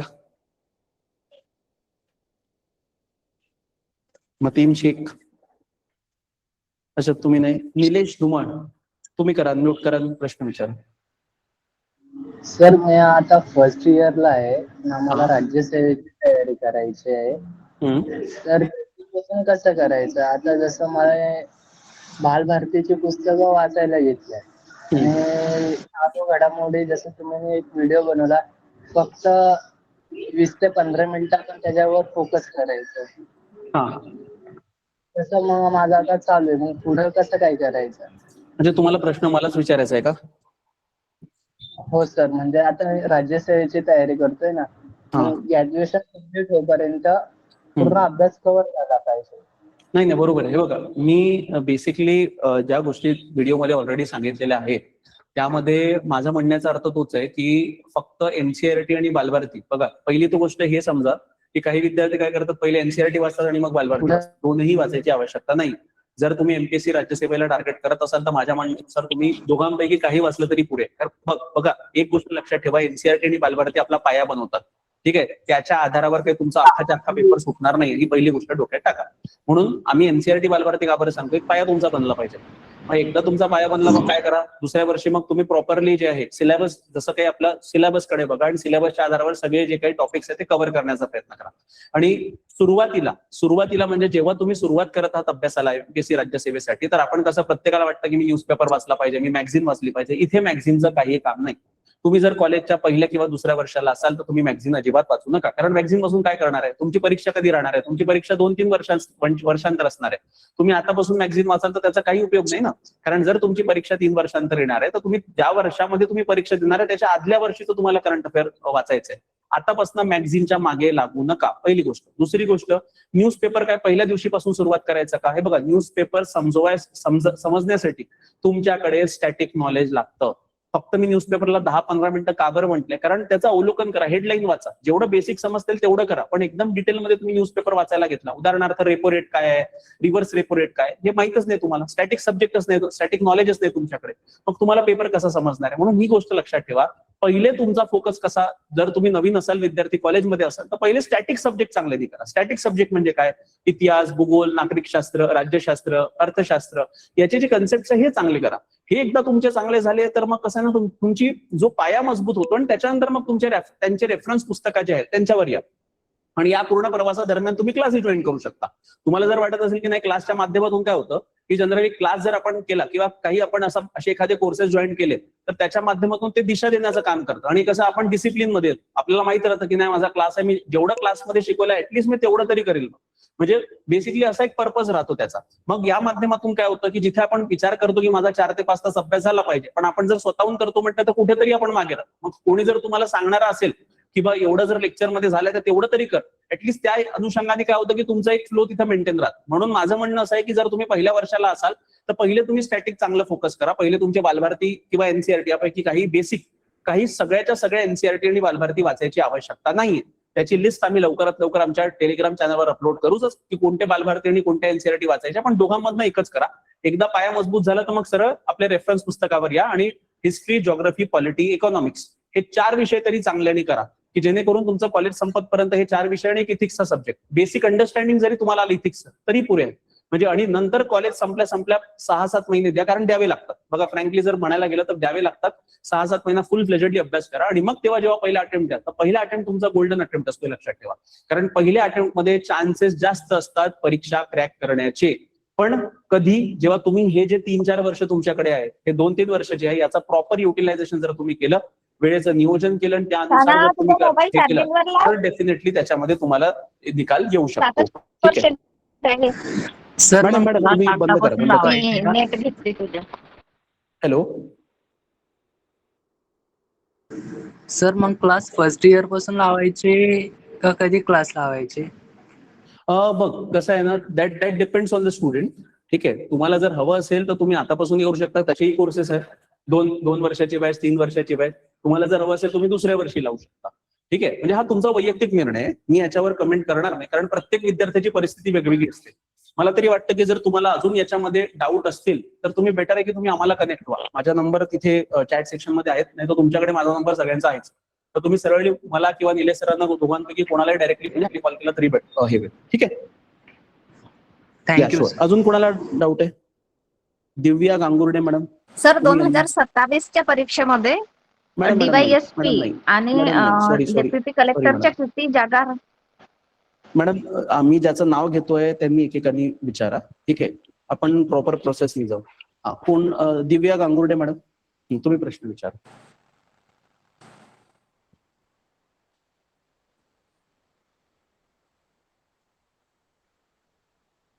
दिव्या मॅडम नाही विचारायचंय? Hello sir. हा, तुम्हाला प्रश्न विचारायचा विचारा. सर, आपली तयारी योग्य दिशेने चालली आहे की नाही, या महिन्याला कसं इव्हॉल्युएट करायचं? अच्छा, हे महिन्याला कसं इव्हॅल्युएट करायचं? दकाते सर यांचा प्रश्न आहे की आपली तयारी योग्य दिशेने चालू आहे की नाही चालू आहे, हे कसं ओळखायचं? तर तुम्ही ग्रुप बी ग्रुप सी ची तयारी करताय ना सर? तुम्ही कोणत्या राज्यसेवा. परीक्षा? राज्यसेवा. बघा, कोणत्या म्हणजे आपण जी प्रिपरेशन करतोय, तयारी करतोय, ती त्याची दिशा जर आपल्याला ठरवायची आहे की ते आपण कसं चेक करायचं की मी जे अभ्यास करतोय ते बरोबर आहे की नाही? काय करायचं, मी पहिल्या स्टेप मध्ये सांगितलं होतं की फर्स्टली तुमच्याकडे सिलेबस आला की तुमच्याकडे विषयाची लिस्ट होऊन जाते की एकूण विषय कोणते आहे आणि कुठल्याही विषयाची जर आपण तयारी करताय, तो भूगोल असो की कुठला पण विषय. तर विषय जेव्हा तुम्ही प्रिपरेशनला आपण सुरुवात करतो, तर प्रिपरेशन केल्यानंतर तुमच्याकडे डेटा असतो की पीवायक्यू, जसं आपण एखादा पेपर आहे किंवा एखादा पीवायक्यूचा प्रश्न आपण बघतो आणि पीवायक्यूचा प्रश्न बघितल्यानंतर जर आपल्याला ते समजत आहे, जर तुम्ही एखादा टॉपिक तुम्ही प्रिपेअर केला, कुठला पण पहिला टॉपिक प्रिपेअर केला कुठल्या पण विषयाचा, तर त्याविषयी तुमच्याकडे पीवायक्यू असणं गरजेचं आहे. प्रिव्हियस इयर क्वेश्चन असल्याशिवाय तुम्ही हे जज करू शकत नाही की माझं जी वाटचाल आहे ती बरोबर आहे की चूक आहे. ती कशी कळेल? जसं तुम्ही एखादा टॉपिक प्रिपेअर केला आणि प्रिपेअर केल्यानंतर जर तुम्ही तिथलं पीवायक्यूचा जर अभ्यास केला, म्हणजे त्याला वाचले आणि वाचल्यानंतर जर तुम्हाला प्रश्न कळायला लागला, तिथले ऑप्शन तुम्हाला समजायला लागले, चारही ऑप्शनल म्हणजे ऑप्शन जे असतील, 4 पर्याय जी दिलेली आहे, 4ही पर्याय तुम्हाला वाटतंय की मला हे 4ही पर्याय वाचल्यासारखे आहे आणि तुम्हाला ते समजण्यास जर तुम्ही समर्थ होत असेल तर समजायचं की आपली जी दिशा आहे ती योग्य दिशेने जातो. आणि जर मी त्या घटकावर प्रश्न बघितल्यानंतर तिथले मला 10 पैकी जर 2ही प्रश्न मला जर अंडरस्टँड करता येत नाहीये, की ते मी वाचले किंवा वाचल्यानंतरही मला ते समजत नाहीये, त्याचा अर्थ समजत नाही, त्यामध्ये पर्यायाचं नावच मला माहित नाही, कमीत कमी 50% पेक्षा वर पहिल्या रिडिंग नंतर एखादा टॉपिक प्रिपेअर केल्यानंतर कुठल्याही विषयाचा एक घटक प्रिपेअर केल्यानंतर त्याचं तुम्ही आधी पीवायक्यू बघा. प्रिव्हियस इयर प्रश्न बघितल्यानंतर आयोगाने त्या घटकावरती प्रश्न विचारलेली आहे, तुम्ही कुठल्या अकॅडमीचे बघू नका, आयोगाचे प्रश्न बघा प्रिव्हियस इयर आणि ते प्रश्न बघितल्यानंतर जर तुम्हाला त्या प्रश्न तुम्हाला कळत आहे की यांनी प्रश्न काय विचारलेला आहे, त्यामधले पर्याय तुम्हाला समजत आहे, जरी तुम्हाला उत्तर आलं नाही काही फरक पडत नाही, पण ते पर्याय तुम्हाला वाचल्यासारखी वाटतंय, ती त्याचं पर्स्पेक्शन तुम्हाला होत आहे, अंडरस्टँडिंग येत आहे, तर समजायची आपली वाटचाल योग्य आहे. आणि त्याला जर मग त्यानंतर तुम्ही त्याला कंटिन्यू करायचं. असं करता करता एक वेळ अशी येणार रिवाइज करता करता की तुम्ही जेवढं त्या घटकावर किंवा अशा त्या विषयावरील जेवढे आतापर्यंत विचारलेले प्रश्न असतील किंवा नव्याने विचारले असतील त्याची तुम्हाला कल्पना येईल, तुम्हाला योग्य दिशा मिळेल की खरंच याच टॉपिकवर प्रश्न विचारलेले आहे, प्रश्न विचारण्याची पद्धत तुम्हाला समजेल, प्रश्न कसं विचारला जात आहे, काय विचारला जात आहे, कुठं प्रश्न चुकताय, आपण काय अंडरस्टँड करण्यामध्ये असमर्थ होत आहे, याची सर्व चुका तुम्हाला माहिती होणार आणि तेच खरं हे असेल की दिशा ठरवेल की तुमचं प्रिपरेशन बरोबर आहे की नाही. Okay sir, thank you. या अपेक्षा करतो तुमच्या प्रश्नाचं उत्तर मिळालेलं आहे. दीपक सर, एक प्रश्न आन्सर रायटिंग संदर्भात आहे की मतीन शेख यांचा आहे. आन्सर रायटिंग जमत नाही म्हणून सर रायटिंगची सुरुवात कसे करू? सर, आन्सर रायटिंग जमत नाही, आता त्यांचं प्रिपरेशन नेमकं कुठल्या लेवलचं आहे त्याच्यावरून सुद्धा ही गोष्ट येईल. कारण की आन्सर रायटिंग करायचं झालं म्हणजे आपण एखादी गोष्ट पाठ करतो म्हणजे जशी लिहितो असं इथं होत नाही. तुम्हाला एकंदरीत त्या टॉपिकचा रेफरन्स माहित पाहिजे, त्यासाठी रेफरन्स बुक असणं आवश्यक आहे. मग तुम्ही जर म्हटलं की मी 1-2 पेज वाचतो नंतर लगेच आन्सर रायटिंग करतो असं होत नाही. तुम्हाला त्याचं कन्सेप्च्युअल अंडरस्टँडिंग असल्याशिवाय आन्सर रायटिंग येत नाही. आता त्यातला जर टाइम लावून आन्सर रायटिंग करायचं झालं म्हणजे 7 मिनिटात तर ते आणखी कठीण होतं. फॉर एक्झाम्पल 7 मिनिटात आन्सर रायटिंग करायचं म्हणजे तुम्ही गोष्टी रिकॉल नाही करू शकत, तुम्हाला ती गोष्ट समजली पाहिजे तेव्हा तुम्ही ती रिप्रोड्यूस करू शकता. आणि तुम्ही जर रिकॉल करायचा प्रयत्न करत असाल तर ते डिफिकल्ट जातं. बरेचदा काय होतं, आपण ऍज इट इज वर्डिंग घ्यायचा प्रयत्न करतो, तुम्हाला उत्तर तुमच्या स्वतःच्या शब्दात लिहायचं. हा जर तुम्ही एक चेंज करून बघितला तर मग तुम्हाला जमेल, वाटेल की आन्सर रायटिंग थोडं आता सोपं जातं. तुम्ही जर ऍज इट इज जे वाचलं तसं कॉपी पेस्ट कराल, रिकॉल करायचा प्रयत्न कराल तर मात्र हे डिफिकल्ट होऊ शकतं. So try to write in your own words, हा ना, इथून तुम्हाला थोडं सोपं होईल. ठीक आहे मतीन, तुमच्या प्रश्नाचं उत्तर सरांनी योग्य पद्धतीने दिलेलं आहे. ठीक आहे. यानंतर बघा, विजय ठाकरे यांनी विचारलंय, सर मी 2029ला एक्झाम देणार आहे तर न्यूजपेपर कधीपासून रीड करायला पाहिजे? बघा, न्यूजपेपर तुम्ही आतापासून करू शकता विजय.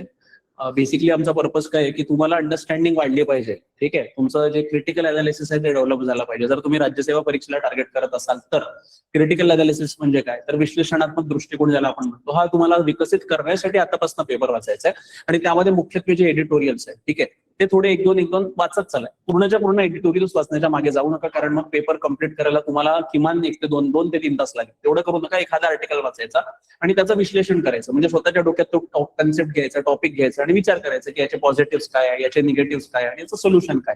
बघा 3 मुद्दे असले पाहिजे क्रिटिकल अनालिसिस डेव्हलप करायला. एवढं जरी तुम्ही आतापासून त्यावर काम केलं ना, तर मग तुम्हाला फायदा 2029 मध्ये जेव्हा तुम्ही परीक्षा देणार असाल तेव्हा फायदा होईल, आणि उत्तर लिखाणामध्ये देखील फायदा होईल, लक्षात ठेवा. कारण उत्तर लिखाण करताना अनालिसिस असणं आवश्यक आहे, विश्लेषणात्मक दृष्टिकोन असणं आवश्यक आहे. तर या बाबी ऑलरेडी आपण जे आन्सर रायटिंगचे सेशन्स आपले होत आहेत त्यामध्ये आपण या सगळ्या गोष्टी कव्हर करतोय. तर तुम्ही ते आन्सर रायटिंगचे सेशन अवश्य फॉलो करा. काही बेसिक आन्सर रायटिंगचे सेशन आपण घेतलेले आहे, मी घेतले, निलेश सरांनी घेतले, दीपक सरांनी घेतले, ते तुम्हाला युट्यूबवर तिथे मिळूनच जातील. ठीक आहे. यानंतर कोणाला प्रश्न विचारायचा आहे? हा, ऋतुजा वाघचौरे, तुमचा प्रश्न आहे, तुम्ही अनम्यूट करा आणि विचारा. हॅलो सर, माझा आवाज येतोय? हा, येतो विचारा ना.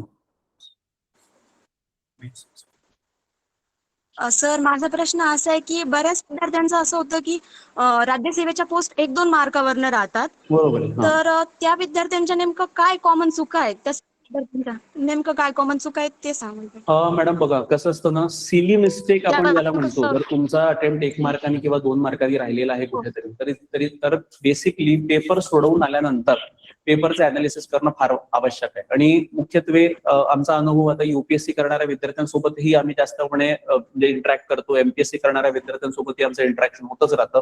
या दोनही विद्यार्थ्यांमधला जो मेन फरक आढळतो की युपीएससी जो विद्यार्थी करतो त्याचा अनालिटिकल अप्रोच चांगला असतो. म्हणजे काय, तर बेसिकली पेपर सोडवून आल्यानंतर पेपरचं अनालिसिस करणं, त्याचं विश्लेषण करणं, प्रश्न बरोबर आहे तर का बरं बरोबर आहे, प्रश्न चुकीचा आहे तर का बरं चुकीचा आहे, या सगळ्या गोष्टी तुम्हाला करायला पाहिजे. आणि बघा मी परत म्हणतोय की जसं मी सांगितलं की सिलेबस आवश्यक आहे, PYQ आवश्यक आहे, त्याच पद्धतीनं पेपर देणं आवश्यक आहे, पण तेवढ्याच महत्वाचं आहे की जो काही तुम्ही पेपर देतायत म्हणजे मॉक टेस्ट तुम्ही देतायत त्याचं अनालिसिस करणं देखील आवश्यक आहे. प्रश्न चुकीचा असला तर पहिले बघा की का बरं चुकलाय, प्रश्न बरोबर असला तरी हे बघा की त्याच्या अवतीभोवतीच्या कोणत्या गोष्टी मला माहित असायला पाहिजे. आणि आपण जेव्हा 1-2 मार्क म्हणतो ना, तर आपण बेसिकली सिली मिस्टेक करतो. म्हणजे काही प्रश्न असे असतात की जे आपल्याला येणारे असतात पण आपण दुसरा थॉट देतो किंवा काहीतरी दुसरा विचार करतो आणि आपण त्याच्या घाईमध्ये काहीतरी चुकीचा मार्क करून देतो किंवा नकळत आपल्याकडनं होतं. कारण पेपर देत असताना विविध प्रकारचं थोडं आपलं प्रेशर आलं, काही आलं आणि आपल्याला वेळेचं बंधन असतं, तर त्या गोष्टी होणारच.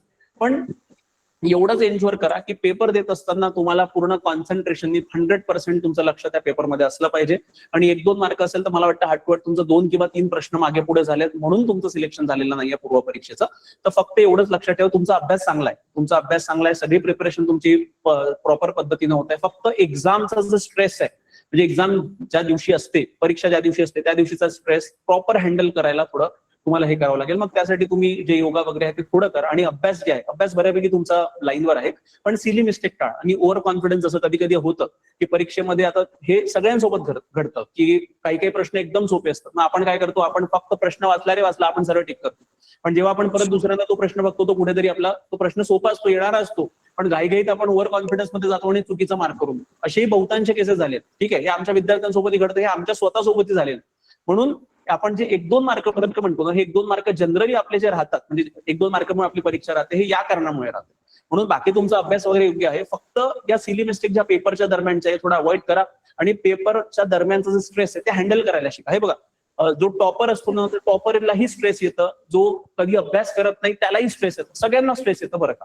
ठीक आहे, म्हणजे इव्हन सचिन तेंडुलकरला असंच एकदा विचारलं गेलं होतं किंवा तू एवढा महान खेळाडू आहे, तू तर क्रिकेटच्या म्हणजे तू जेव्हा ग्राउंडवर जात असेल तुझा कॉन्फिडन्स आहे असतच असेल. तोही बोलला होता असं राहत नाही, कारण त्याच्याकडूनही अपेक्षा असते ना. आपण जेव्हा सचिन तेंडुलकर खेळायला यायचे तेव्हा त्यांच्याकडून अपेक्षा यायचं की सचिन हा 100 मारणार आहे, आणि जर त्यांनी मारलं तर त्याच्या मानसिकतेवर काय परिणाम होत असेल हा तुम्ही विचार करा, किती स्ट्रेसमध्ये असत असेल. मग ते स्ट्रेस सगळ्यावर राहतात, टॉपर असू द्या किंवा अभ्यास करणारा असू द्या किंवा अभ्यास न करणारा असू द्या, सगळ्यांना स्ट्रेस आहे. कोण विद्यार्थी स्ट्रेस हँडल कसा करतो त्यावर पूर्ण खेळ राहतो. कळलं का ऋतुजा मॅडम? हो, थँक्यू सर. येस. अजून कोण? ज्ञानेश्वरी पोटे, तुम्हाला काय प्रश्न आहे? सर. हा बोला सर, सगळं बेसिक पासून हे स्टेट बोर्ड वगैरे कसं करायचं, कोणती बुक रीड करायची? मॅडम हे आताच आम्ही कव्हर केलेलं आहे. बेसिक पुस्तकं मी एनसीईआरटी आणि बालभारती सांगितलेलं आहे, तर त्या संदर्भात ऑलरेडी आम्ही व्हिडिओ बनवलेला आहे. तो व्हिडिओ तुमच्या चॅट सेक्शन मध्ये सरांनी लिंक अपलोड केलेला, एकदा बघून टाका त्याच्यामध्ये कुठून सुरुवात. ठीक आहे, अजून कोणाला दुसरं? सानिध्य हुमने सॉरी, तुम्ही विचारू शकता. सर मी मयुरी हुमने बोलत आहे. अच्छा सॉरी, हा बोला. हा, भंडारा जिल्ह्यातून बोलत आहे सर मी. हा बोला ना. मला हा प्रश्न विचारायचा होता की DYSP आणि उपजिल्हाधिकारी यांची काही पदे म्हणजे 2027च्या ऍड मध्ये येणार आहेत का? आपल्याला काही कल्पना थोडं? मॅडम ते आम्ही सांगू शकत नाही, अपेक्षा करूयात. आता आमची इच्छा तीच आहे की पोस्ट आल्या पाहिजे आणि 500 ने 1000 आल्या पाहिजे. ठीक आहे. कारण तर सर post- मी ऑलरेडी नोकरीवर आहे कोर्टामध्ये, अच्छा. पण जो कामाचा ताण आहे आणि जो हा. पेमेंट आहे तर त्याच्या मानाने म्हणून एक क्लास 1 ची पोस्ट जी अचीव करायची आहे तर त्याच्यासाठी निदान जे आपल्या ड्रीम पोस्ट असतात तर त्याची जर ऍड मध्ये येईल तर आपण अभ्यास पण तेवढ्या जोमाने करू शकू, म्हणजे त्याच्यासाठी म्हणून विचारत आहे. नाही, तुम्ही निश्चित काय करा ना, DYSP तर ठीक आहे, पण DYSPच्या व्यतिरिक्त क्लास 1च्या पोस्ट आहेत ना मॅडम, तुम्ही त्याच्यासाठी अभ्यास करा. मग पोस्ट आली तर चांगली गोष्ट आहे. अगेन मी एकच म्हणेल याच्यावर की कर्म करो फल की आशा मत करो.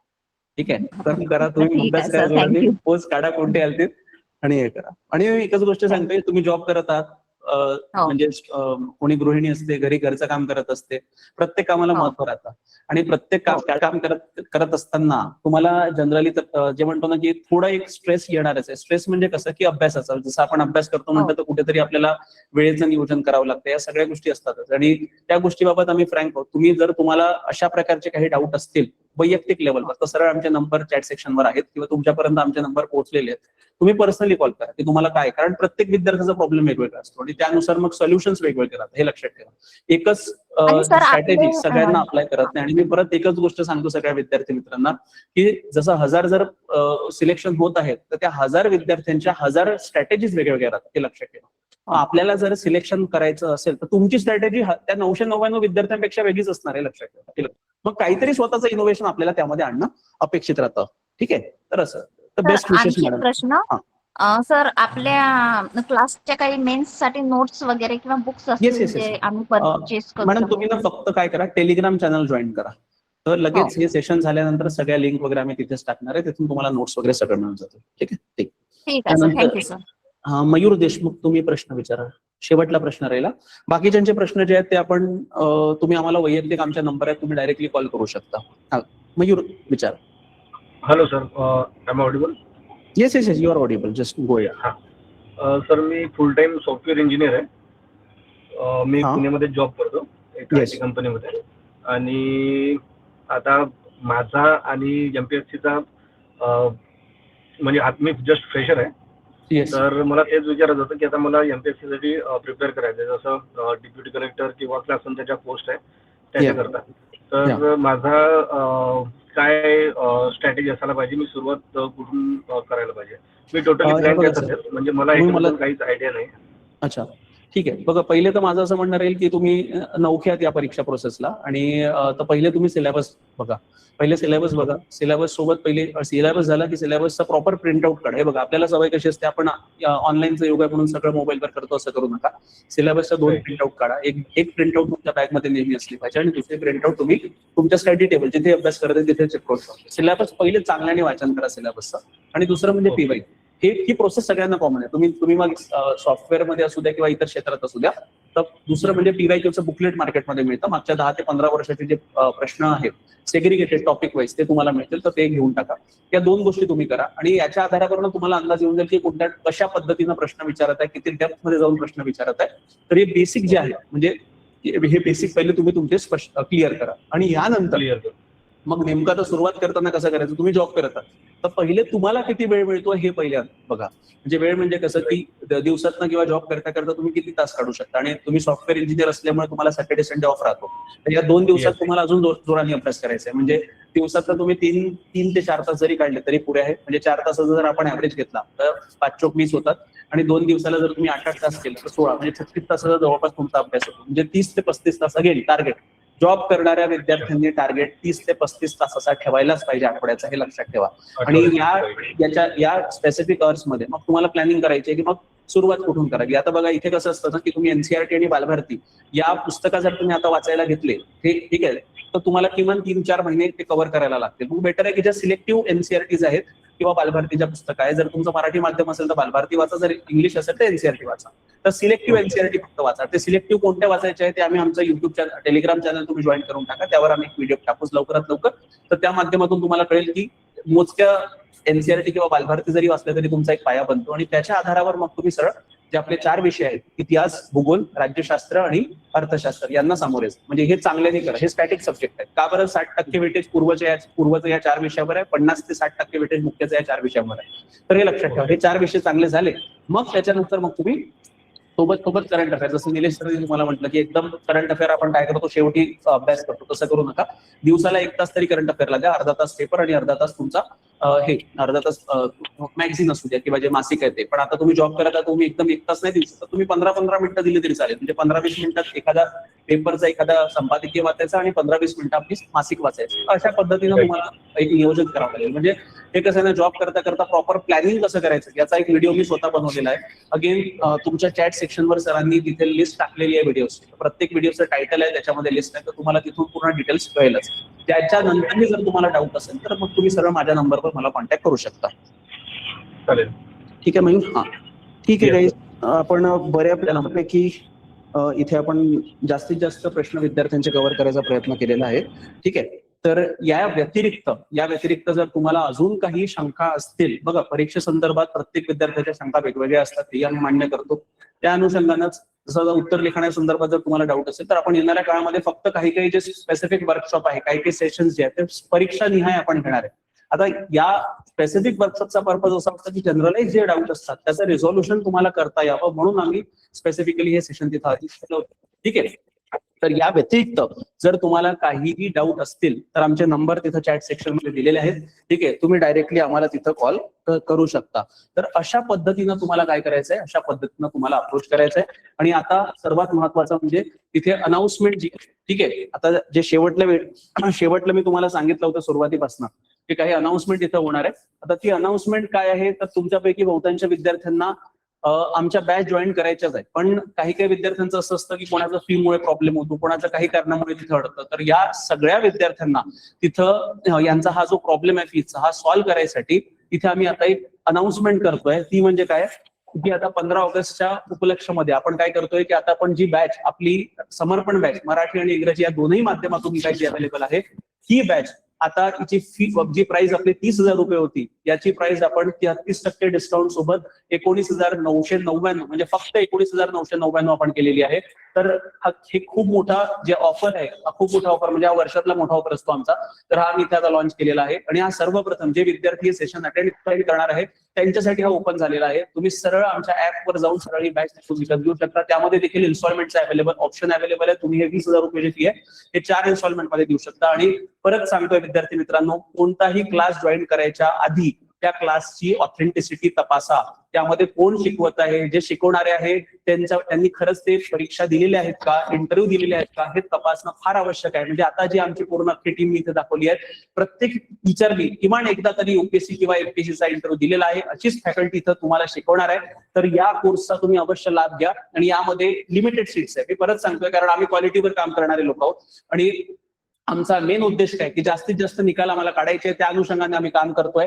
त्यामध्ये तुम्हाला मेंटरशिप वगैरे या सगळ्या गोष्टी म्हणजे जसं ज्या पद्धतीनं आपण आज इंटरॅक्शन केलाय अशा पद्धतीनं या बॅचमध्ये दररोज शनिवारी आम्ही विद्यार्थ्यांसोबत, मी स्वतः इंटरॅक्ट करतो, निलेश सर असतात, दीपक सर असतात.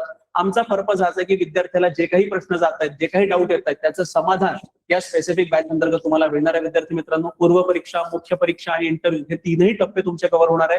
पूर्वची टेस्ट सिरीज, मुख्यची टेस्ट सिरीज, या व्यतिरिक्त जे मेंटरशिप मी तुम्हाला म्हटलं. आणि सर्वात प्रमुख गोष्ट अशी आहे या बॅचची की या बॅच अंतर्गत तुम्हाला जे रेकॉर्डिंग मिळणार आहे ती लाईफ टाइम साठी असणार आहे. तुम्हाला जे मार्गदर्शन मिळणार आहे ते लाईफ टाइम साठी असणार आहे. म्हणून जे विद्यार्थ्यांना त्यांनी विचार केला होता पण फीज महाग होती, त्या विद्यार्थ्यांसाठी हा स्पेशल ऑफर आहे. विद्यार्थी मित्रांनो, फक्त 19,999 म्हणजे तब्बल 33% सूट आता आम्ही या बॅच अंतर्गत या 15 ऑगस्टच्या इव्हेंटवर आम्ही काय केलेलं आहे तिथे लॉन्च केलेलं आहे. जर तुम्हाला ही बॅच विकत घ्यायची असेल तर आमचं लिंकची डिस्क्रिप्शन तिथं आमच्या ऍपवर तुम्हाला जावं लागेल. ऍपवरून तुम्ही डायरेक्टली तिथे परचेस करू शकता. या व्यतिरिक्त इतर जे काही आमचे कोर्सेस अवेलेबल आहे बघा, सध्या परिस्थितीत जास्तीत जास्त आमचे कोर्सेस एमपीएससी राज्यसेवा पूर्व आणि मुख्य परीक्षेच्या अनुषंगाने तिथं बनवलेले आहेत. कंबाईनचे जे कोर्सेस आहेत ते लवकरात लवकर आम्ही लॉन्च करणार आहे तिथं. तर या सगळ्या कोर्सेसवर त्यामध्ये आंतरराष्ट्रीय संबंधाचा कोर्स असू द्या, अंतर्गत सुरक्षा असू द्या, इथिक्स असू द्या किंवा इतर ज्या गोष्टी आहेत, या सगळ्या कोर्सेसवर आम्ही सरसकट 33% सूट दिलेली आहे विद्यार्थी मित्रांनो. आणि हा ऑफर तुमच्यासाठी आता आजपासून सुरू झालेला आहे. इतर पोरांसाठी तो मंडेपासून सुरू होणार आहे. हे लक्षात ठेवा. तुम्हाला अशा पद्धतीनं काय करायचंय, अशा पद्धतीनं तुम्हाला जर बॅच विकत घ्यायचा असेल तर सरळ तुम्ही या सेशन नंतर सरळ आमची ऍप डाउनलोड करा आणि सरळ ऍपवर जाऊन तुम्ही तिथे कोर्स विकत घेऊ शकता. या व्यतिरिक्त आमची युपीएससी देखील बॅच आहे विद्यार्थी मित्रांनो, आणि ही युपीएससीची बॅच इंग्रजी आणि मराठी या दोनही माध्यमातून तिथे अवेलेबल आहे. तर ही बॅच जर तुम्हाला ऍक्सेस करायची असेल तर याच्यावर देखील आम्ही 33% सूट तिथे दिलेली आहे. म्हणजे ही सुद्धा बॅच तुम्हाला 19,999 मध्ये मात्र तिथे मिळत आहे. आणि यामध्ये इन्स्टॉलमेंट फॅसिलिटी देखील आहे. जर तुम्हाला यापैकी कोणतीही बॅच जॉईन करायची असेल तर सरळ तुम्ही आमच्या मोबाईल नंबरवर डायरेक्टली कॉल करा. ठीक आहे, 8806242059 किंवा दुसरा जो मोबाईल नंबर आहे तो निलेश सरांचा मी इथे लिहितोय. या दोघांपैकी कोणत्याही नंबरवर, ठीक आहे, या दोघांपैकी कोणत्याही नंबरवर जर तुम्ही कॉन्टॅक्ट केला तरी तुम्हाला पूर्ण जे डिटेल्स आहे बॅचचे 6929440, ठीक आहे, या दोघांपैकी कोणत्याही नंबरवर कॉल करा आणि तुमचे जे काही डाऊट्स आहेत ते रिझॉल्व्ह करा. या व्यतिरिक्त जर बॅच संदर्भात जर तुम्हाला काही इन्क्वायरी करायची असेल तर ती देखील तुम्ही इथून या दोघांपैकी कोणत्याही नंबरवर तुम्ही कॉल करून तुम्हाला तिथे बॅच संदर्भात पूर्ण जी माहिती मिळेल. पण हे लक्षात ठेवा विद्यार्थी मित्रांनो की या बॅच अंतर्गत आमचा उद्देश एकच आहे की तुमची पोस्ट कोणत्याही हालतीत काढून देणं आणि त्या अनुषंगाने ज्या काही गोष्टी आहेत त्या तिथं आम्ही त्याच्यामध्ये प्रोव्हाइड करतोय. मग ते उत्तर लिखाण असू द्या, उत्तर लिखाणासंदर्भात जे इतर तुमचे डाऊट्स आहेत त्या सगळ्या डाऊटचं समाधान तुम्हाला या बॅचच्या माध्यमातून मिळणार आहे. म्हणजे कोणत्याच गोष्टीसाठी तुम्हाला इतर फी चार्ज करत तिथे आम्ही केली जाणार नाहीये. आणि या अंतर्गत तुम्हाला नोट्स देखील एकदम क्वालिटी नोट्स आणि आम्ही स्वतः क्युरेट केलेले नोट्स आहे. तर हे नोट्स देखील तुम्हाला घरपोच तुम्हाला प्रिंटेड फॉर्म मध्ये तिथे आम्ही प्रोव्हाइड करणार आहोत. तर हे सगळं या कोर्स अंतर्गत तुम्हाला मिळणार आहे विद्यार्थी मित्रांनो. आणि या कोर्स संदर्भात जर तुम्हाला अधिक माहिती हवी असेल तर आमचं जे टेलिग्राम चॅनल आहे ते तुम्ही अवश्य जॉईन करा. ठीक आहे, तर इथून टेलिग्राम चॅनलची लिंक तुम्हाला चॅट सेक्शन मध्ये सरांनी टाकलेली आहे. या व्यतिरिक्त आमचं जे ऍप आहे त्या ऍपची लिंक सुद्धा सरांनी चॅट सेक्शन मध्ये टाकलेली आहे. तिथून टेलिग्राम चॅनल तिथून आमचा ऍप डाउनलोड करा आणि ऍप वरून तुम्ही मग जे विविध बॅचेस आहे या सगळ्या बॅचेस तुम्हाला तिथे मिळतील आणि मग त्या सगळ्या बॅचेस तुम्ही तिथून विकत घेऊ शकता. म्हणून परत सांगतोय की या सगळ्या बॅचेससाठी आम्ही जे ऑफर आता लॉन्च केलेलं आहे फक्त 33% सरसकट सूट सगळ्या बॅचेसवर आहे. ही फार मर्यादित कालावधीसाठी आहे विद्यार्थी मित्रांनो आणि फार कमी विद्यार्थ्यांसाठी. फक्त आम्ही 50 ते 100 विद्यार्थ्यांनाच आम्ही त्याच्यात एनरोल करणार आहे. कारण जर एकदा आमच्याकडे आमची स्ट्रेंथ संपली आम्ही त्यानंतर घेणार नाही. आता तुम्ही म्हणाल सर ऑनलाईन मध्ये कसं, पण ऑनलाईन मध्ये जरी असलं तरी आम्ही प्रत्येक विद्यार्थ्याला इंडिव्हिज्युअल लेवलवर मार्गदर्शन करतो विद्यार्थी मित्रांनो. कारण आमचा मेन हेतूच आहे की तुमचा निकाल कोणत्याही परिस्थितीत तिथं काढून देणं या तत्वावर आम्ही काम करतोय. आणि बघा सिंपलशी गोष्ट आहे, जर तुमचा निकाल येईल तर आमचं नाव होणार आहे आणि अशा पद्धतीनं आपण एकत्रित जर काम केलं तर निश्चितच आपल्याला तिथं यशापासून कोणीही रोखू शकत नाही. तर हे सगळं या बॅच अंतर्गत तुम्हाला मिळणार आहे विद्यार्थी मित्रांनो. एकदम हाय लेवलची फॅकल्टी तिथं असणार आहे. जसं आता मी प्रत्येकाबद्दल तुम्हाला मार्गदर्शन केलेलंच आहे. ठीक आहे, या सगळ्या गोष्टी या बॅच अंतर्गत तुम्हाला आहे. आणि मेन म्हणजे उत्तर लिखाण कसं करायचं, कुठून सुरुवात करायची.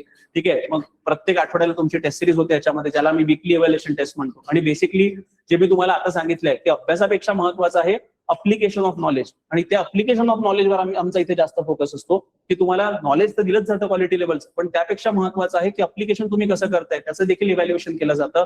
आणि प्रत्येक पेपरचं डिस्कशन देखील घेतलं जातं की पेपर जर प्रश्न जर चुकीचा आहे तर का बरं चुकीचा आहे, बरोबर आहे तर का बरं बरोबर आहे. या सगळ्या गोष्टींचं तिथे इलॅबोरेशन तुम्हाला या बॅच अंतर्गत मिळणार आहे विद्यार्थी मित्रांनो. तर तुम्ही अवश्य ही बॅच इथं जॉईन करा आणि जे काही तुमचे डाऊट्स आज तुम्ही विचारले मी अपेक्षा करतो की सगळे डाऊट्स आम्ही तुमचे सगळ्या प्रॉपर पद्धतीने रिझॉल्व्ह करायचा इथं आम्ही प्रयत्न केलेला आहे. या व्यतिरिक्त जर तुम्हाला काही डाऊट असतील तर सरळ तुम्ही आम्हाला आमच्या नंबरवर कॉल करू शकता. निलेश सरांचा 9403692940 हा नंबर आहे. माझा 8806242059 हा नंबर आहे. यापैकी अजून इतर शिक्षकांसोबत जरी बोलायचं असेल तरी आम्हाला फोन करा, आम्ही सरळ तुम्हाला त्यांच्याकडे वर्ग करून देऊ. तर आजच्या सेशनमध्ये जे विद्यार्थी इथे सामील झाले या सगळ्यांना धन्यवाद विद्यार्थी मित्रांनो. तुम्हाला जर या बॅच पैकी कोणतीही बॅच जॉईन करायची असेल तर feel free to call us. ठीक आहे, कॉल करा किंवा सरळ तुम्ही आमचा ऍप डाउनलोड करा. ऍपवर जाऊन तुम्ही डायरेक्टली ही बॅच परचेस करू शकता. इन्स्टॉलमेंटचंही ऑप्शन त्याच्यामध्ये सगळ्या फॅसिलिटीज अवेलेबल आहे. या व्यतिरिक्त देखील काही डाऊट असतील तर सरळ आम्हाला कॉन्टॅक्ट करा. तर मी अपेक्षा करतो की सगळ्यांचे तुमचे डाऊट्स या सेशनमध्ये आम्ही रिझॉल्व्ह करण्याचा प्रयत्न केला, पण काही डाऊट्स उरलेले असतील ऑफकोर्स तर त्यासाठीच आम्ही काही युट्यूबचे व्हिडिओ सुद्धा आम्ही बनवले आहेत. ठीक आहे, ते व्हिडिओ तुम्ही अवश्य बघा. जरी देखील डाऊट असेल तरी सरळ आम्हाला कॉल तुम्ही करू शकता. आणि बघा जर असेल तुम्हाला मार्गदर्शन हवं असेल तर व्हॉट्सअप करू नका. मी रिक्वेस्ट करतोय, व्हॉट्सअप करू नका, कारण व्हॉट्सअपवर रेझोल्युशन होत नाही. तुम्हाला जर बोलायचं असेल तर सरळ फोन करा, कोणताही विचार करू नका. आम्ही बिझी राहिलो तर आम्ही कॉल करू, पण डायरेक्ट कॉल करा. ठीक आहे. तर विद्यार्थी मित्रांनो, धन्यवाद. तुम्ही वेळात वेळ काढून या सेशनला अटेंड झाले आणि मी अपेक्षा करतोय की ऑन एस अकॅडमी तुमच्या सगळ्या डाऊट्स रिझॉल्व्ह करण्यामध्ये यशस्वी झालाय. पण तरी जर काही डाऊट राहिले असतील तर सरळ तुम्ही आम्हाला कॉन्टॅक्ट करू शकता. धन्यवाद. तुम्ही आता लीव्ह करू शकता मीटिंग. Thank you very much.